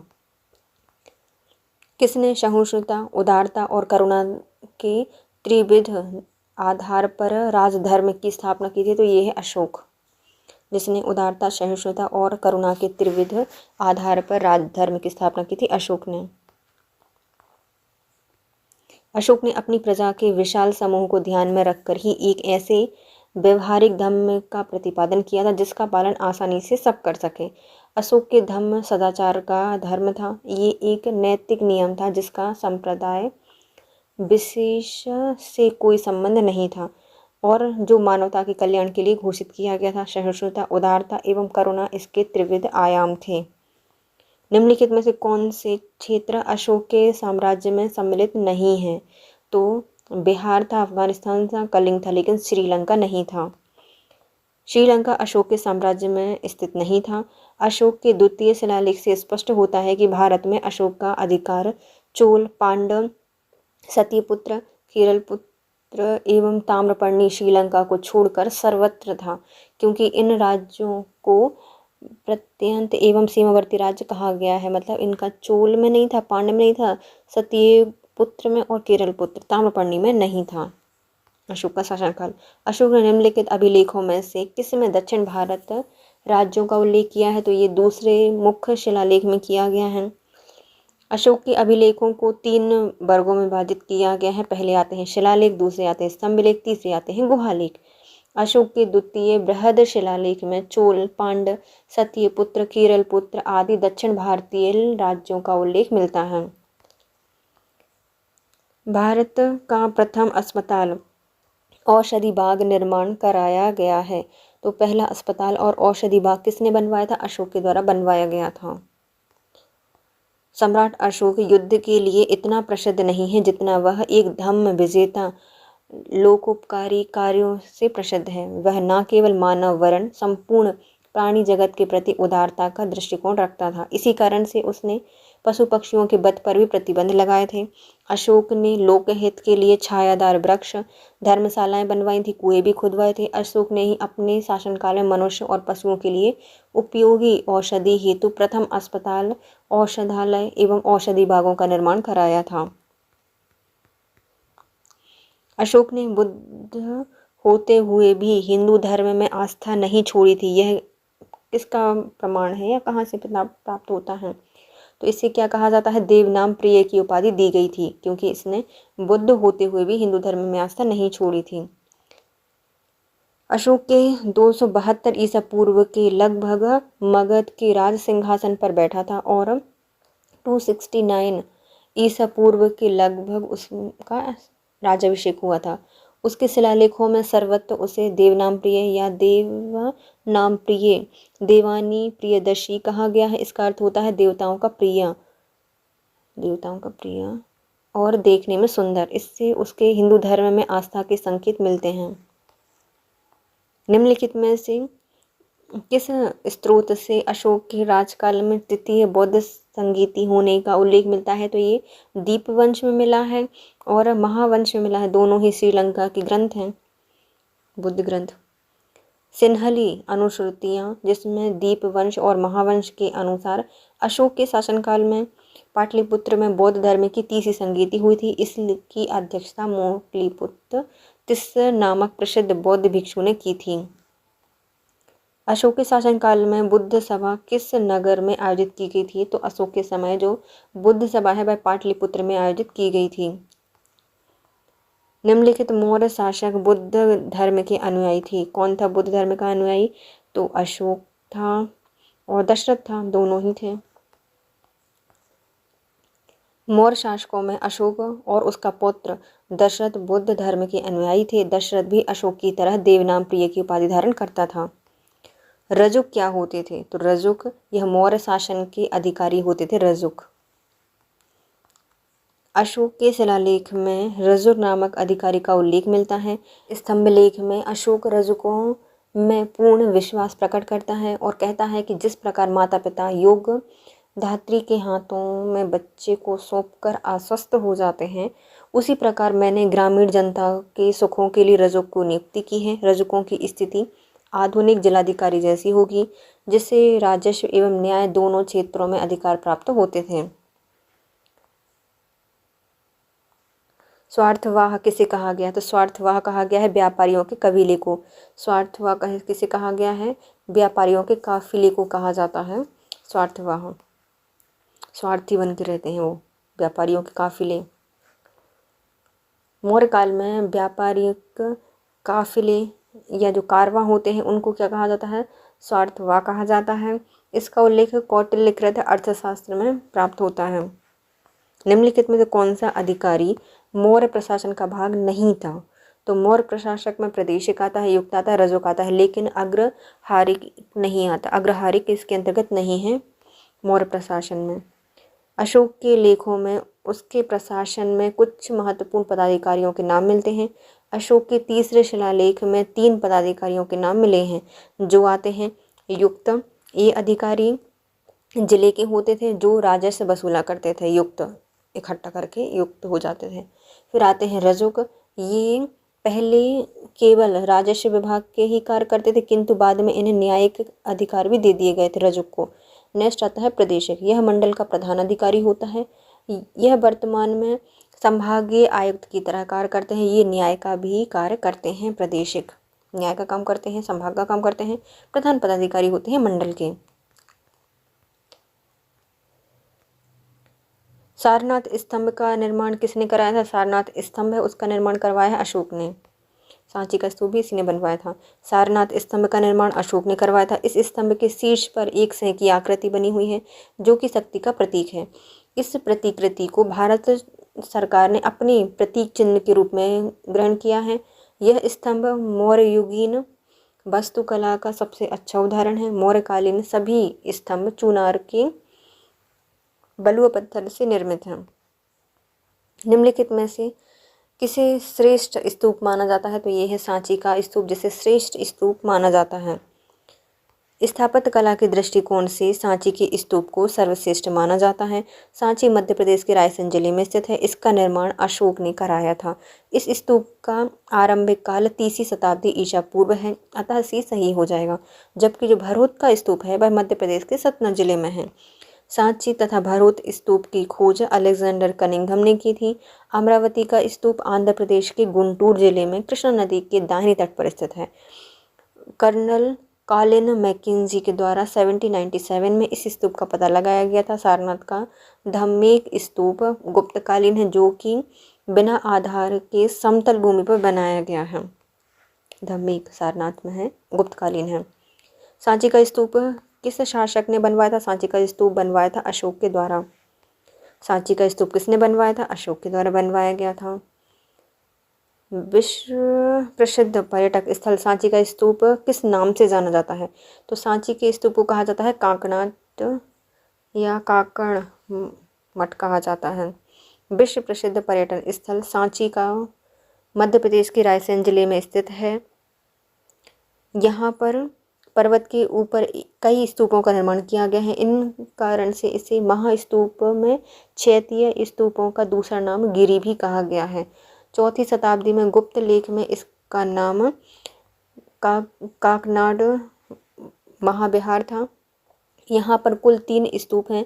पहले स्तूप संख्या 1 प्रधान स्तूप है। स्तूप संख्या 2 इसमें अशोक के धम्म महामात्रों के अवशेष रखे हुए हैं। स्तूप संख्या 3 इसमें सारीपुत्र महामोगलायन के भस्म पात्र उपलब्ध होते हैं। इन स्तूपों का निर्माण अशोक के द्वारा कराया गया था, जिसे शुंग काल में इस अर्धवृत्ताकार स्मारकों को प्रस्तर से आच्छादित कर दिया गया। सूची 1 को सूची 2 से मिलाइए, स्थान और स्मारक बताइए, है ना। कौशाम्बी है घोषिताराम मठ के अंतर्गत। कुशीनगर का संबंध हो जाएगा रानाभर स्तूप से। सारनाथ का संबंध है धम्मेक स्तूप से। श्रावस्ती का संबंध हो जाएगा सहित महेत स्तूप से। देखो इसको याद करने की ट्रिक। कौशाम्बी तो सबको संभाल लेते हैं राम, तो घोषित राम उन्होंने घोषित कर दिया कि सबको संभालेंगे, तो कौशाम्बी घोषित राम मठ हो जाएगा।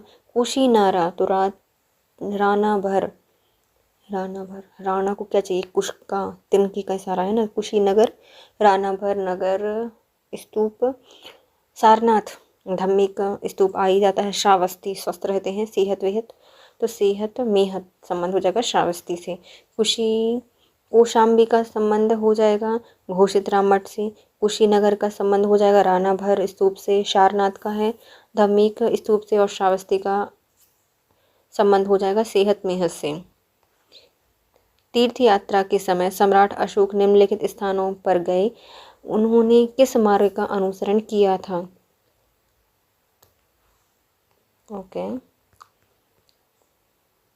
इसमें दिए कुछ ऑप्शन यहाँ कुछ ऑप्शन वहाँ, तो अपन देखते हैं ये वाले। अभिलेखीय साक्ष्यों के आधार पर बौद्ध धर्म ग्रहण करने के उपरांत अशोक ने आखेट बिहार यात्राएं रोक दी थीं और उसके स्थान पर धर्म यात्राएं प्रारंभ कर दी थीं। वह बुद्ध के चरण चिन्हों से पवित्र हुए स्थानों में राज अभिषेक के 10वें वर्ष बाद 8वां शिलालेख बताता है कि संबोधि बोध गया था।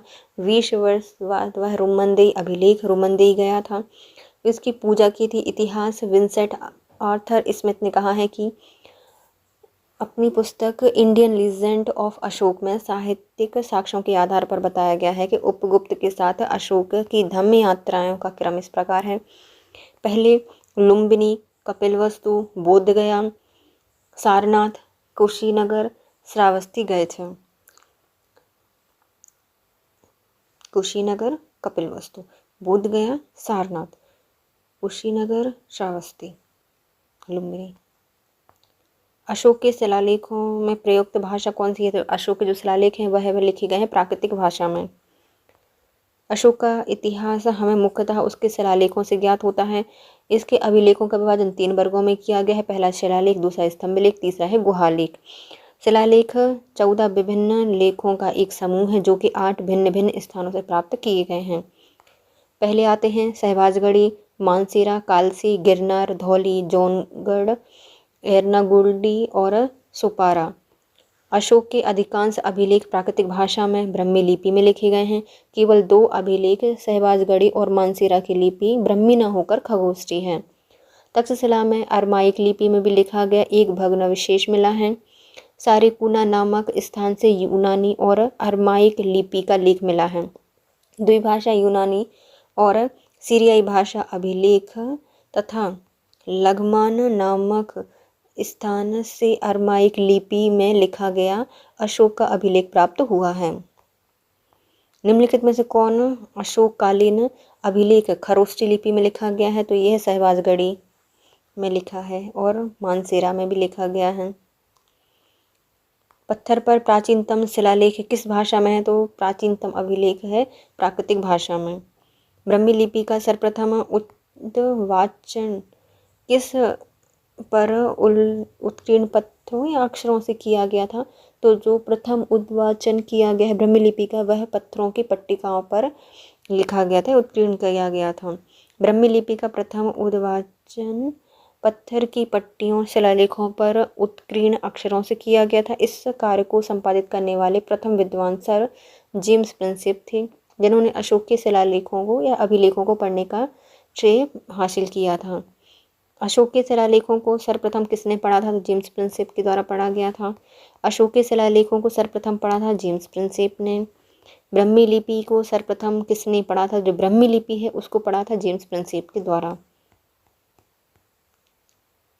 अशोक के शिलालेख को पढ़ने वाला प्रथम अंग्रेज का नाम है जेम्स प्रिंसेप।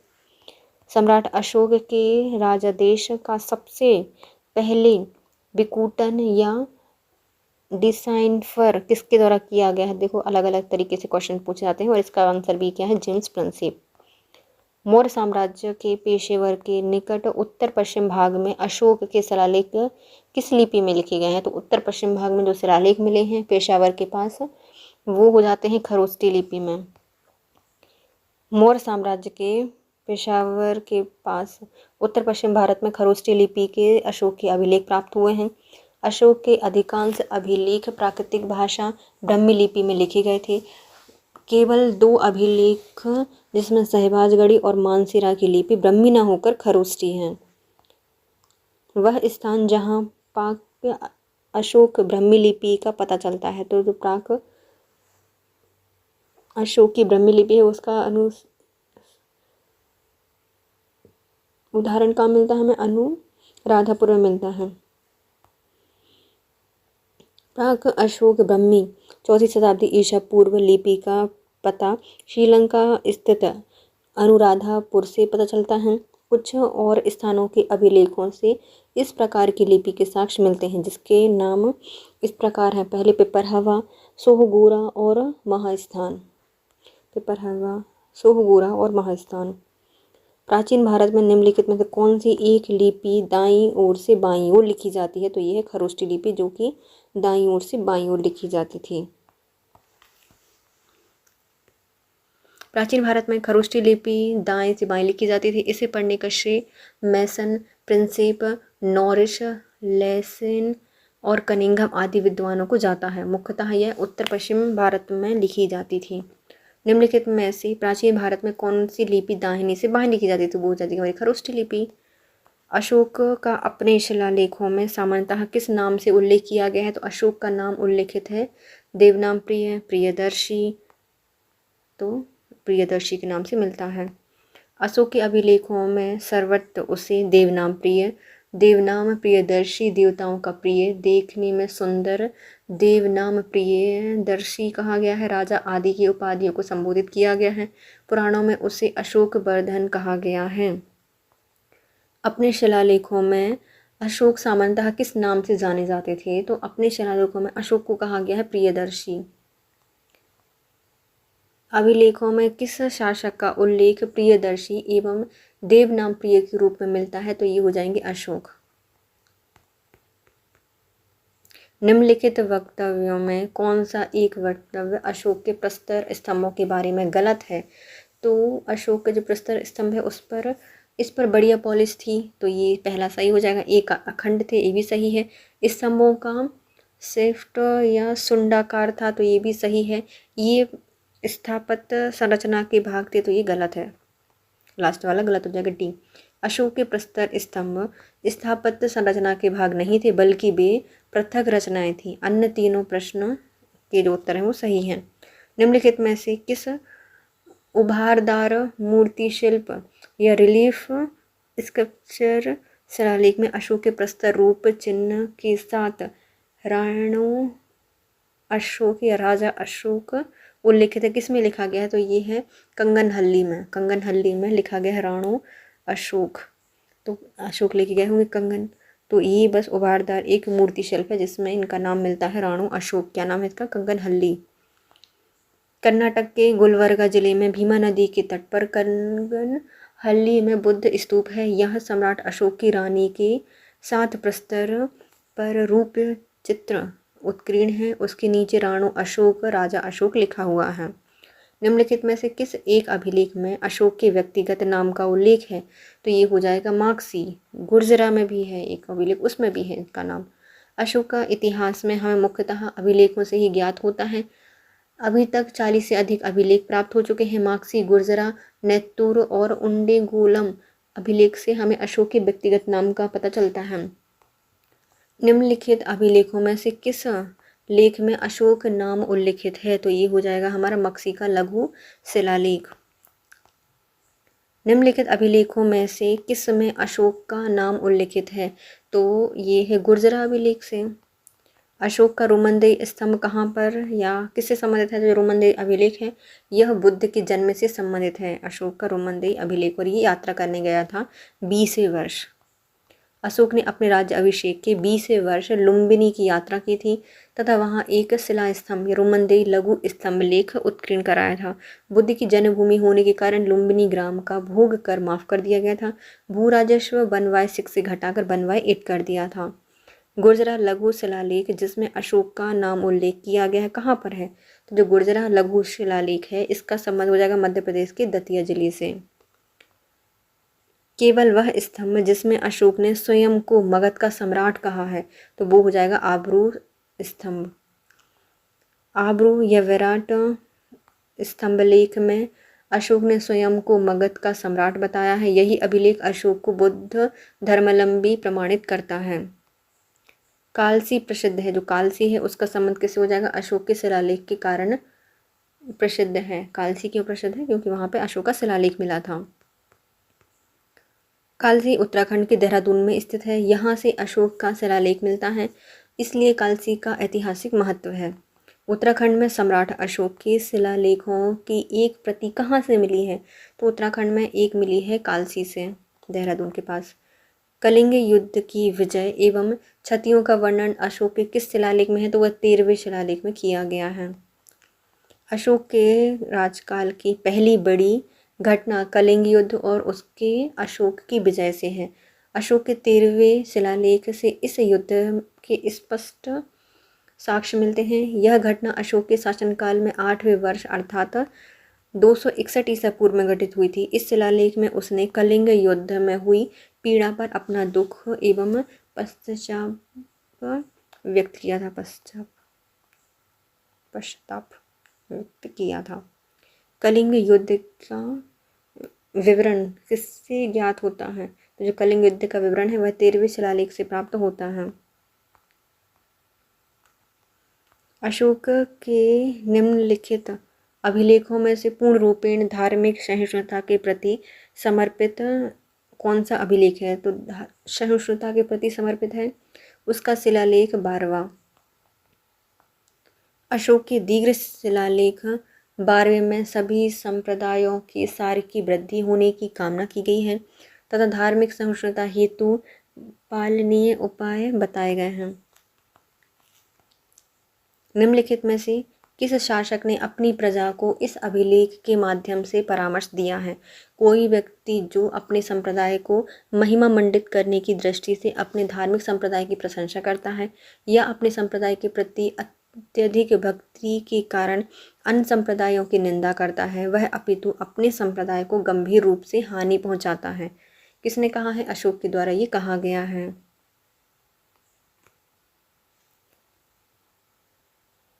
अशोक के जो प्रमुख शिलालेख हैं जो संगम राज्य के विषय में हमें बताते हैं उनका संबंध किससे है? तो संगम के बारे में बताते हैं दूसरा और 13वां शिलालेख। अशोक के दूसरे और 13वें शिलालेख में संगम राज्य, चोल, पांड्य, सत्यपुत्र, केरलपुत्र सहित ताम्रपर्णी, श्रीलंका की सूचना मिलती है। निम्नलिखित में से किसी दक्षिण राज्य का उल्लेख अशोक के अभिलेखों में नहीं है? चोल का है, पांड्य का है, सत्यपुत्र का है, लेकिन सातवाहन का नहीं है। टॉलमी फिलाडेल्फस जिसके साथ अशोक के राजनयिक संबंध थे, कहाँ का शासक था? जो फिलाडेल्फस है वह सब मिस्र का राजा था।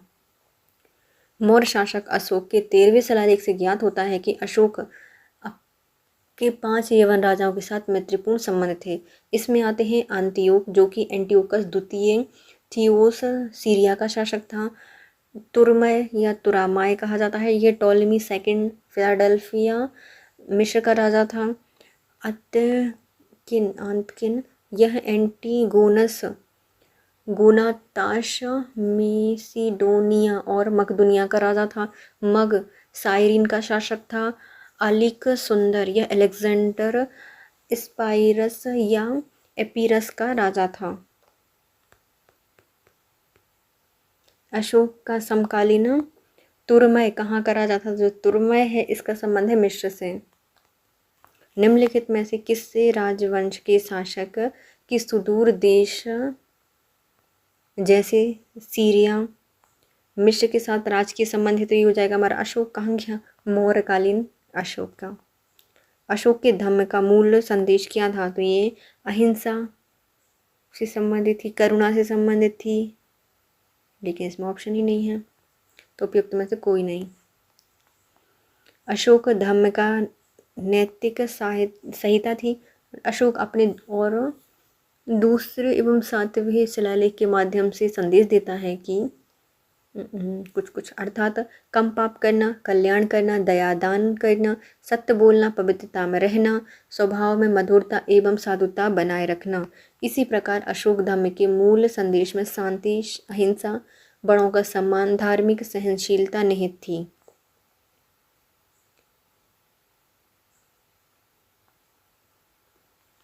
निम्नलिखित अशोक के किस अभिलेख में आता है कि यह पाबंदी पशुओं के वध पर थी? तो ये कहा गया है उसके शिलालेख 1 में। शिला अभिलेख 1 में मिलते हैं पशु बलि पर रोक। अशोक के प्रथम शिलालेख में पशु बलि निषेध के संदर्भ में एक लेख इस प्रकार है। यहाँ कोई जीव मारकर बलि न दिया जाए और न कोई अवसर किया जाए। पहले प्रियदर्शी राजा की पाकशाला में प्रतिदिन सैकड़ों जीव मारे जाते थे, किंतु अब इस अभिलेख के लिख जाने तक सिर्फ 3 पशु प्रतिदिन मारे जाते हैं, जिसमें 2 मोर 1 मृग है। इसमें भी मृग हमेशा नहीं मारा जाता।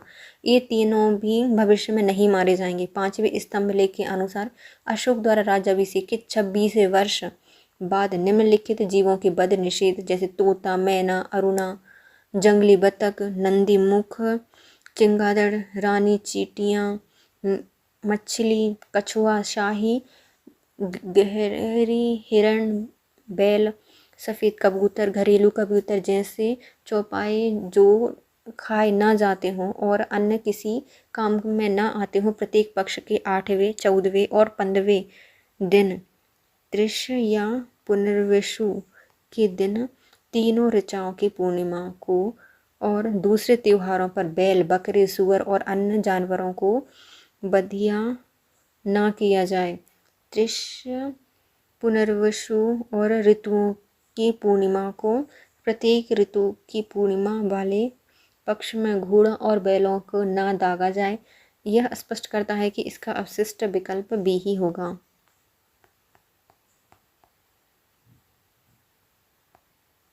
इनने एक में पशु बलि को रोकने की बात की है, लेकिन बी इसका सही होगा, है ना। एक नहीं है, बी सही है। इसका स्तंभ लेख 5वें में बताया गया है। पहले में भी बात करते हैं, लेकिन दूसरे में बहुत सारी चीज़ों को रोकने की बात की गई है, तो इसलिए बी आएगा। निम्नलिखित प्राचीन भारतीय अभिलेखों में से कौन सा एक खाद्यान्न को देश में संकट काल में उपयोग हेतु सुरक्षित रखने के बारे में प्राचीनतम शाही आदेश है? तो अकाल के समय खाद्यान्न को संकट काल में उपस्थित रखने के लिए, सुरक्षित रखने के लिए आदेश किया गया है। किसमें? शाहगोरा ताम्रपत्र में। शाहगोरा ताम्रपत्र में ये उल्लेख किया गया है। गोरखपुर जिले में स्थित शाहगोरा ताम्रपत्र अभिलेख बोगरा जिले बांग्लादेश से प्राप्त महास्थान अभिलेख की रचना अशोककालीन प्राकृतिक भाषा में हुई थी, जिसे ईसा पूर्व 3वीं सदी की ब्राह्मी लिपि में लिखा गया माना है। ये अभिलेख अकाल के समय किए जाने वाले राहत कार्यों के संबंध में है। इस अकाल की पुष्टि जैन साहित्यों से की गई है।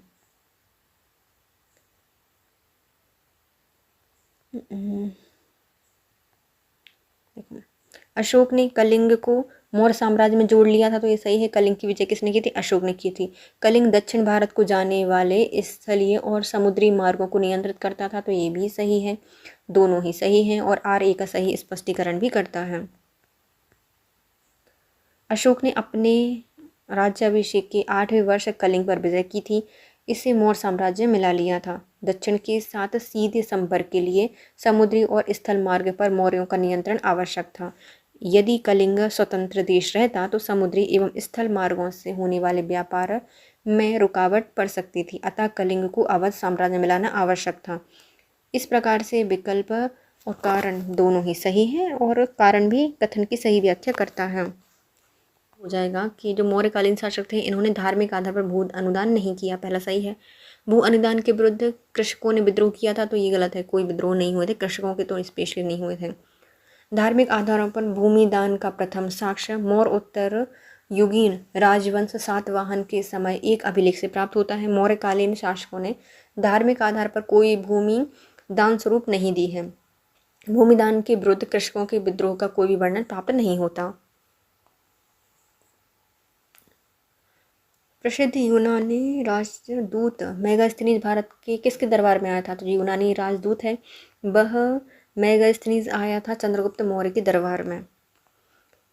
मेगास्थनीज सेल्यूकस निकेटर द्वारा चंद्रगुप्त मौर्य की राजसभा में भेजा गया एक यूनानी राजदूत था। इसके पूर्व यह अराकोशिया के क्षत्रप के राज दरबार में सेल्यूकस का राजदूत रह चुका था। मेगास्थनीज ने काफ़ी समय तक मौर्य दरबार में निवास किया था। भारत में उसने जो कुछ भी देखा सुना उसने इंडिका नामक अपने ग्रंथ में उसे लिपिबद्ध किया था। मेगास्थनीज दूत था, किसका दूत था? तो सेल्यूकस निकेटर का दूत था। किसके शासनकाल में मेगास्थनीज भारत आया था? तो ये आया था चंद्रगुप्त मौर्य के समय आया था भारत।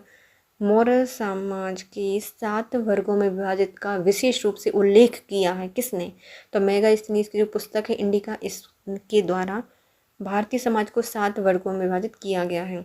मेगास्थनीज ने अपनी पुस्तक इंडिका में भारतीय समाज को 7 श्रेणियों में विभाजित किया है, जिसमें दार्शनिक, कृषक, पशुपालक, कारीगर, योद्धा, निरीक्षक और सभासद माना है।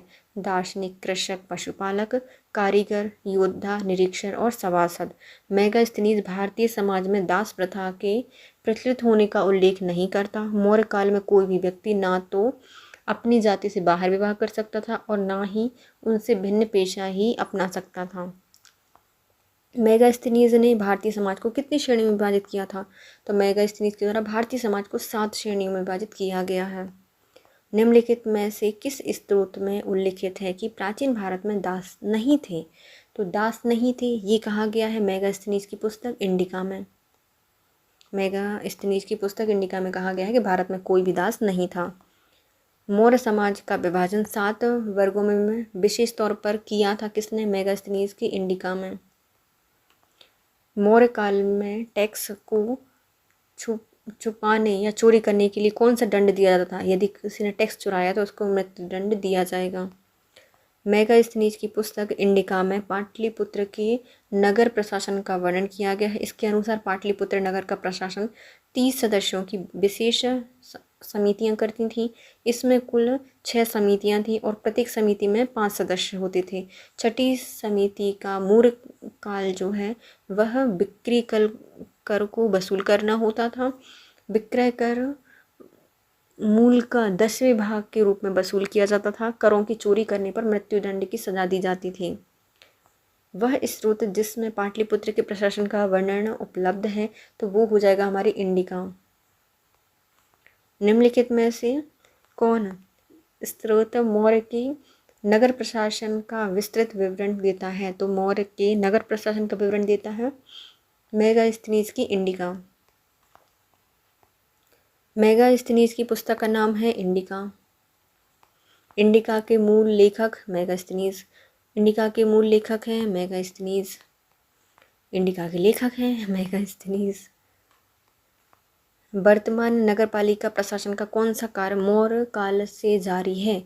तो जन्म और मृत्यु का जो पंजीयन है वह मौर्य काल से संबंधित है, जो कि अभी भी नगरपालिका प्रशासन द्वारा किया जाता है। मौर्य युग में नगरों का प्रशासन नगरपालिकाओं द्वारा चलाया जाता था, जिनका प्रमुख नगरक या पूर्व मुख्य होता था। मेगास्थनीज ने पाटलिपुत्र के नगर प्रशासन की 5-5 सदस्यों वाली 6 समितियों का उल्लेख किया है। इनमें से तीसरी समिति जन्म मृत्यु पंजीकरण का हिसाब रखती थी। वर्तमान में भी यह कार्य नगरपालिका प्रशासन द्वारा किया जाता है।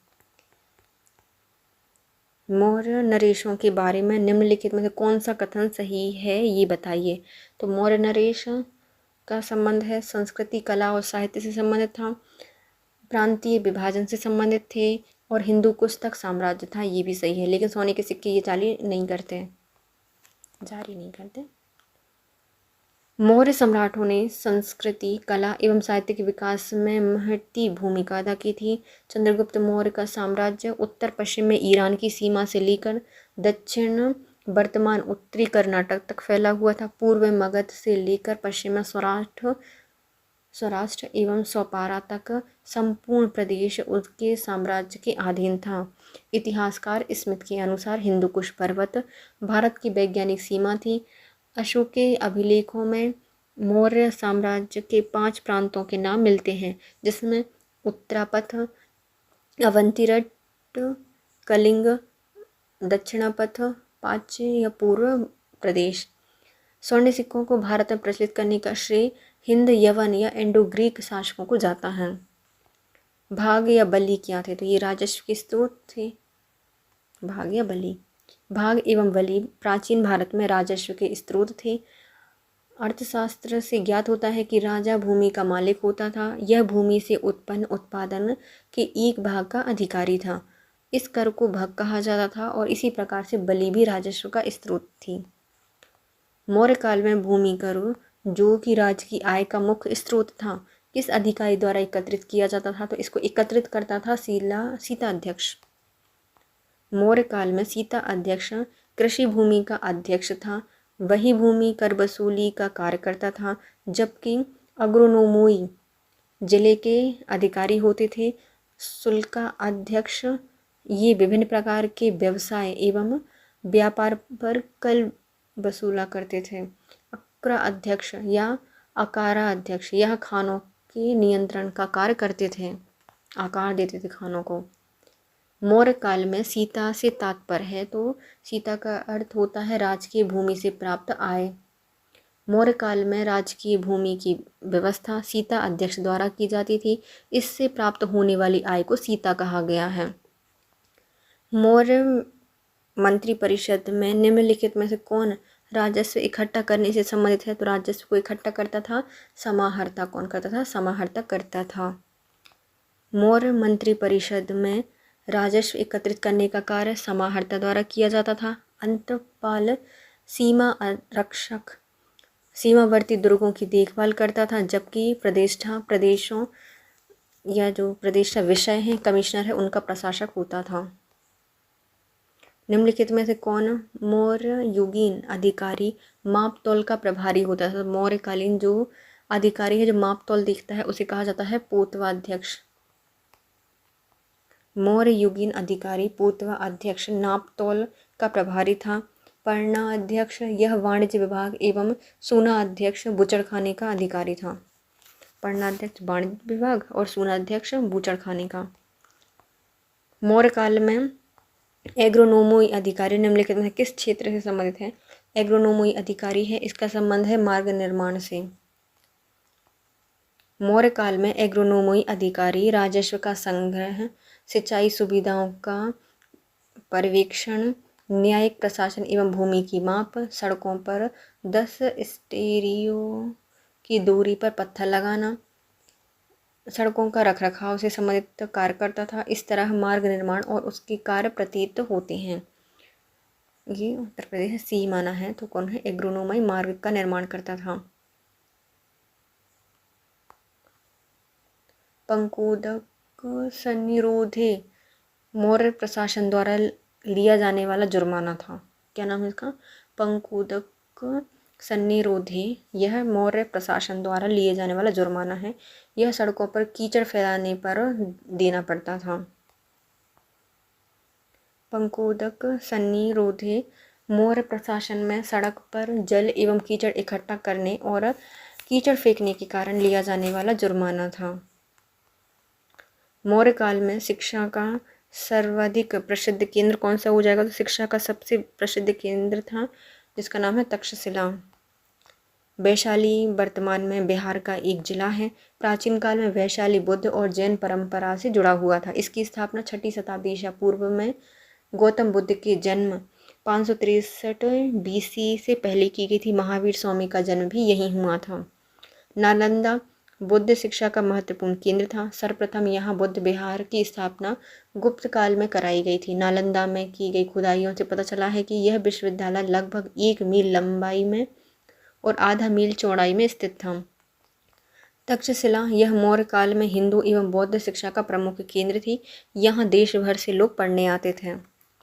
कौटिल्य के अर्थशास्त्र के अनुसार मौर्यकालीन न्याय व्यवस्था में निम्नलिखित न्यायालय अस्तित्व में थे। कौन से न्यायालय थे अस्तित्व में? तो पहले आते हैं कंटक शोधन था और एक का नाम था क्या? धर्मस्थली। कौटिल्य के अर्थशास्त्र के अनुसार मौर्यकालीन न्याय व्यवस्था में न्यायालय मुख्यतः 2 प्रकार के थे। पहले आते हैं धर्मस्थली और कंटक शोधन। धर्मस्थली दीवानी और कंटक शोधन फौजदारी न्यायालय था। प्रतिष्ठा फौजदारी न्यायालय का न्यायाधीश तथा व्यवहारिक दीवानी न्यायालय का न्यायाधीश होता था। प्रतिष्ठा फौजदारी न्यायालय का न्यायाधीश और जो व्यवहारिक है वह दीवानी न्यायालय का न्यायाधीश था। कौटिल्य के अर्थशास्त्र में उल्लिखित है कि जो अमात्य धर्मदा शुद्ध अर्थात धार्मिक प्रलोभन द्वारा शुद्ध चरित्र वाले सिद्ध होते हैं, उन्हें ही न्यायाधीश बनाया जाता है। धर्मदा शुद्ध। भारत के सांस्कृतिक इतिहास के संदर्भ में इतिवृत्तों, राजवंशी इतिहासों और वीरगाथाओं को कंठस्थल करने में निम्नलिखित में से किसका व्यवहार था? भारत के जो सांस्कृतिक इतिहास है इसमें इतिवृत्तों, राजवंशी इतिहास और जो वीरगाथा है उनको कंठस्थ करने का काम किसका होता था? व्यवसाय किसके द्वारा किया गया था? ये मागध करते थे, मागध। भारत के सांस्कृतिक इतिहास के संदर्भ में इतिवृत्तों, राजवंशी इतिहास एवं वीरगाथाओं को कंठस्थ करने का जो व्यवसाय है वह मागध एवं सूत वर्गों का होता था। गांव के शासन को स्वायत्तशासी पंचायतों के माध्यम से संचालित करने की व्यवस्था का सूत्रपात किसके द्वारा किया गया है? तो यह द्रविड़ों के द्वारा किया गया। किसने किया है? द्रविड़ ने किया है। गांव के शासन को स्वायत्तशासी पंचायतों के माध्यम से संचालित करने की व्यवस्था को द्रविड़ों ने सूत्रपात किया है। गांव के शासन को स्वायत्तशासी पंचायतों के माध्यम से संचालित करने की जो व्यवस्था है इसका सूत्रपात द्रविड़ या चोलों ने किया है। यह व्यवस्था उस गांव के प्रशासन का आधार थी। प्राचीन भारत में निम्नलिखित ग्रंथों में से किस में पति द्वारा परित्याग पत्नी के लिए विवाह विच्छेद की अनुमति दी गई है, तो ये दी गई है अर्थशास्त्र में। अर्थशास्त्र में पति द्वारा परित्याग पत्नी के लिए विवाह विच्छेद की अनुमति दी गई है। मौर्यकालीन समाज में तलाक की व्यवस्था थी, ये प्रथा थी। पति के बहुत समय तक विदेश में रहने, उसके शरीर में दोष होने पर पत्नी उसका त्याग कर सकती थी। इसी प्रकार पत्नी की व्यभिचारिणी होने या बांध्या होने जैसी दशा में भी पति अब उसका त्याग कर सकता था और उसको यह अधिकार था। निम्नलिखित में से किस में पुनर्विवाह वर्जित है? तो पुनर्विवाह मनुस्मृति में वर्जित था। मनुस्मृति के 38वें खंड में स्पष्ट उल्लेख है कि ये वह व्यक्ति जिसकी पत्नी मर गई हो या विधुर हो पुनर्विवाह कर सकता है, लेकिन विधवा जिस स्त्री का पति मर गया हो अर्थात विडो को पुनर्विवाह की अनुमति नहीं है। विदेशियों को भारतीय समाज में मनु द्वारा दिया गया सामाजिक स्तर क्या था? जो विदेशी थे उनको मनु के द्वारा कौन सा स्तर दिया गया था? तो उनको कहा जाता था वाच्य क्षत्रियों का, वाच्य क्षत्रियों का दर्जा दिया गया है। विदेशियों को भारतीय समाज में मनु द्वारा वाच्य क्षत्रिय या फॉलन क्षत्रिय कहा गया है सामाजिक स्तर के तौर पर। निम्नलिखित व्यक्ति द्वारा किसी न किसी समय आए थे, तो कौन किसी न किसी मतलब कालानुक्रम जमाना है, पहले कौन आया था, फिर कौन आया था, फिर कौन आया था। तो पहले आ गए हैं मेगास्थनीज, नहीं आते, फाहियान आएंगे सबसे पहले, फाहियान आए। अरे यार देखना रुको, पहले आए हैं मेगास्थनीज, उसके बाद कौन आया है, फाहियान आए हैं, फिर हेनसोंग आए हैं और फिर सबसे बाद में आए हैं इत्सिंग। आंसर हो जाएगा बी सही, 3 1 4 2। मेगास्थनीज, फाहियान, हेनसोंग और इत्सिंग। यूनानी शासक सेल्यूकस ने मेगास्थनीज नामक एक राजदूत को चंद्रगुप्त मौर्य के दरबार में भेजा था। वह बहुत दिनों तक पाटलिपुत्र में रहा और भारत पर उसने अपनी पुस्तक इंडिका की रचना की। फिर चीनी यात्री फाहियान चंद्रगुप्त द्वितीय के समय भारत आया था। चीनी यात्री हेनसोंग हर्षवर्धन के समय भारत आया था और जो इत्सिंग है वह 7वीं सदी में भारत आया था। सूची 1 को सूची 2 से मिलानी है। चंद्रगुप्त मौर्य और प्रियदर्शी अशोक हो जाएंगे। चंद्रगुप्त मौर्य को कहा गया है सैंडोकोकस, बिंदुसार को कहा गया है अमित्रघात और चाणक्य को कहा गया है विष्णुगुप्त। चंद्रगुप्त मौर्य को सेंटोकोकस कहा गया है, बिंदुसार को अमित्रघात कहा गया है, अशोक को कहा गया है प्रियदर्शी और चाणक्य को कहा गया है विष्णुगुप्त। अंतिम मौर्य सम्राट कौन है? तो इनका नाम है बृहदत्त, जिसके बाद पुष्यमित्र शुंग के द्वारा शुंग वंश की स्थापना की गई थी। अंतिम मौर्य शासक है बृहदत्त। बृहदत्त की हत्या उसके सेनापति पुष्यमित्र शुंग के द्वारा 184 ईसा पूर्व में की गई थी। नीचे दिए गए हैं कुछ वचन, इसमें अंतिम मौर्य शासक बृहदत्त की हत्या उसके प्रधान सेनापति पुष्यमित्र शुंग ने की थी, तो ये सही है। अंतिम शुंग राजा देवभूति की हत्या उसके ब्राह्मण मित्र वासुदेव कर्ण ने की थी और राज सिंहासन पर बैठा था और हथियार लिया था, तो कर्ण वंश की स्थापना की थी, तो ये भी सही है। आंध्र में कण्व राजवंश के अंतिम शासक को पद वंचित कर दिया गया था, तो ये भी सही, मतलब तीनों ही सही हैं। जिस महत्वाकांक्षी व्यक्ति ने 184 ईसा पूर्व में अंतिम मौर्य शासक बृहदत्त की हत्या करके शुंग राजवंश की स्थापना की थी, वह इतिहास में पुष्यमित्र शुंग के नाम से जाना जाता है। शुंग वंश का अंतिम राजा था देवभूति, अत्यंत विलासी। यह अपने अमात्य वासुदेव के षड्यंत्र द्वारा मारा गया था और वायु पुराण के अनुसार अंतिम कण्व शासक सुशर्मा अपने आंध्र जातीय भ्रत शिमुख या सिंधुक द्वारा मार डाले गए थे। किसमें वर्णन है? ये वायु पुराण वर्णन है। ईसवी सन के पूर्व की कुछ शताब्दी निम्नलिखित में से किन शासकों ने गिरनार क्षेत्र में जल संसाधन व्यवस्था की ओर ध्यान दिया था? तो ये तो दिया गया था 3 लोगों के साथ, चंद्रगुप्त मौर्य ने दिया था, अशोक ने दिया था और रुद्रदामन ने दिया था। अरे यार देखा, चंद्रगुप्त मौर्य और ये अशोक के द्वारा दिया गया था ईसा पूर्व में, है ना, और रुद्रदामन ने इसकी मरम्मत करवाई थी। तो आते तो 3 लेकिन ऑप्शन नहीं है, तो इसलिए बी सही हो जाएगा, 1 और 2। ईसवी सन के पूर्व कुछ शताब्दियों में चंद्रगुप्त मौर्य और अशोक ने गिरनार क्षेत्र में जल संसाधन व्यवस्था की ओर ध्यान दिया था। उस क्षेत्र में चंद्रगुप्त मौर्य ने सुदर्शन झील खुदवाई थी। अशोक ने ईसा पूर्व 30वीं शताब्दी में इसमें नहरें निकलवाई थीं। शक क्षत्रप रुद्रदामन के जूनागढ़ अभिलेख से इन दोनों के कार्य का वर्णन मिलता है। जूनागढ़ के शासक रुद्रदामन ने इस झील की मरम्मत कराई थी। चूँकि रुद्रदामन का यह कार्य 2वीं शताब्दी ईसा पूर्व हुआ था, अतः जो ईसा सन है इसमें पूर्व पूछा गया है ना, इसलिए चंद्रगुप्त मौर्य और अशोक का नाम ही सही होगा। रुद्रदामन का नाम भी गिरनार क्षेत्र में जल संसाधन व्यवस्था से जुड़ा हुआ है, किंतु समय ईसवी सन के बाद 150 ईस्वी का है।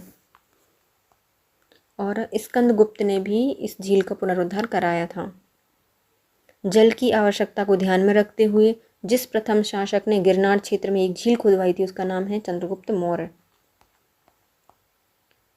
निम्नलिखित में से किस अभिलेख में चंद्रगुप्त मौर्य और अशोक दोनों का उल्लेख है? तो ये है स्कंदगुप्त के जूनागढ़ अभिलेख में। निम्नलिखित अभिलेखों में से किस में अशोक का अभिलेख भी पाया गया है? तो जो अशोक का अभिलेख है वह महाक्षत्रप रुद्रदामन के जूनागढ़ अभिलेख से प्राप्त होता है। अशोक का अभिलेख महाक्षत्रप रुद्रदामन के जूनागढ़ अभिलेख पर भी पाया गया है। रुद्रदामन पश्चिमी भारत के शासकों का एक महान राजा था। गुजरात के जूनागढ़ गिरनार से शक संमत 72 का इसका अभिलेख प्राप्त होता है, जिसमें उसकी विजय, व्यक्तित्व एवं कृतित्व का विवरण प्राप्त होता है। अशोक के अतिरिक्त इसमें स्कंदगुप्त के भी 2 लेख खुदे हुए हैं। सर्वप्रथम 1822 में कर्नल टाड ने इस लेख को पता किया था और विशुद्ध संस्कृत भाषा एवं ब्राह्मी लिपि में लिखित प्राचीनतम लेखों में से एक है। इसकी रचना का मुख्य उद्देश्य सुदर्शन झील के बांधों के पुनर्निर्माण का विवरण सुनिश्चित करना है। बराबर पहाड़ी की गुफाओं के विषय में निम्नलिखित में कौन सा सही नहीं है? तो बराबर की पहाड़ियों पर कुल 4 गुफाएं हैं, तो ये सही हो जाएगा। 3 गुफाओं की दीवार पर अशोक के शिलालेख या अभिलेख उत्कीर्ण किए गए हैं, तो ये भी सही है। ये अभिलेख उन गुफाओं को आजीविकों को समर्पित होने का उल्लेख करता है, तो ये भी सही है, आजीविकों को ये समर्पित किया गया था। ये अभिलेख ईसा पूर्व 6वीं शताब्दी का है, तो ये गलत हो जाएगा।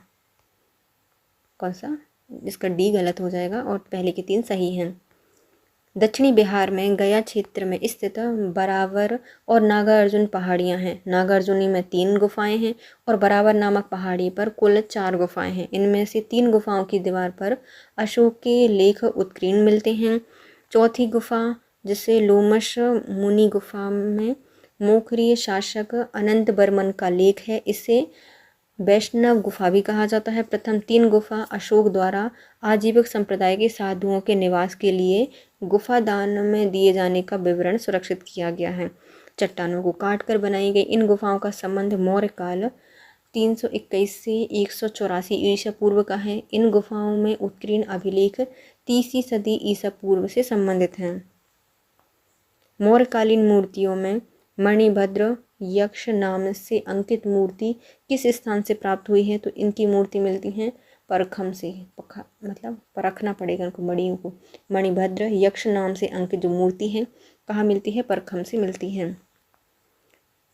मथुरा की मूर्ति कला का प्रादुर्भाव यहाँ की लोक कला के माध्यम से हुआ था। लोक कला से संबंधित ये मूर्तियाँ यक्षों की थी। यक्ष पूजा तत्कालीन लोक धर्म का एक अभिन्न अंग थी।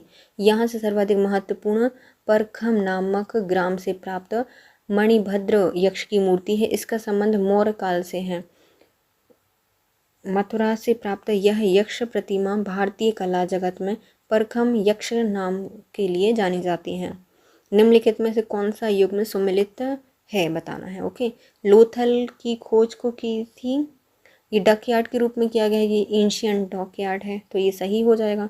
सारनाथ का संबंध किसे है? तो फर्स्ट सरमन ऑफ बुद्ध से संबंधित है, तो फर्स्ट सरमन किया गया था यहाँ पर, तो फर्स्ट सरमन ऑफ बुद्ध किया गया है।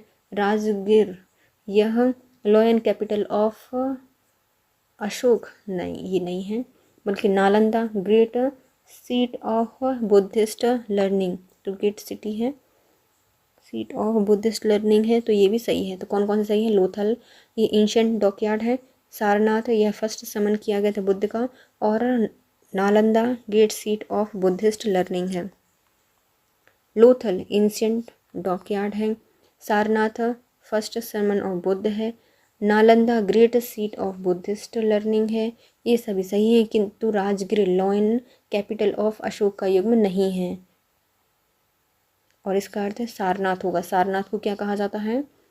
Law and capital of Ashok कहा जाता है सारनाथ को। इसके साथ हमारे वीडियो कंप्लीट होते हैं। नेक्स्ट वीडियो में हम पढ़ने वाले हैं मौर्योत्तर काल। यदि वीडियो यूज़फुल लगा है तो लाइक कीजिए, कमेंट कीजिए, चैनल को सब्सक्राइब कीजिए और अपने प्यारे प्यारे फ्रेंड्स के साथ वीडियो को शेयर कीजिए। Thank you so much guys, have a nice day.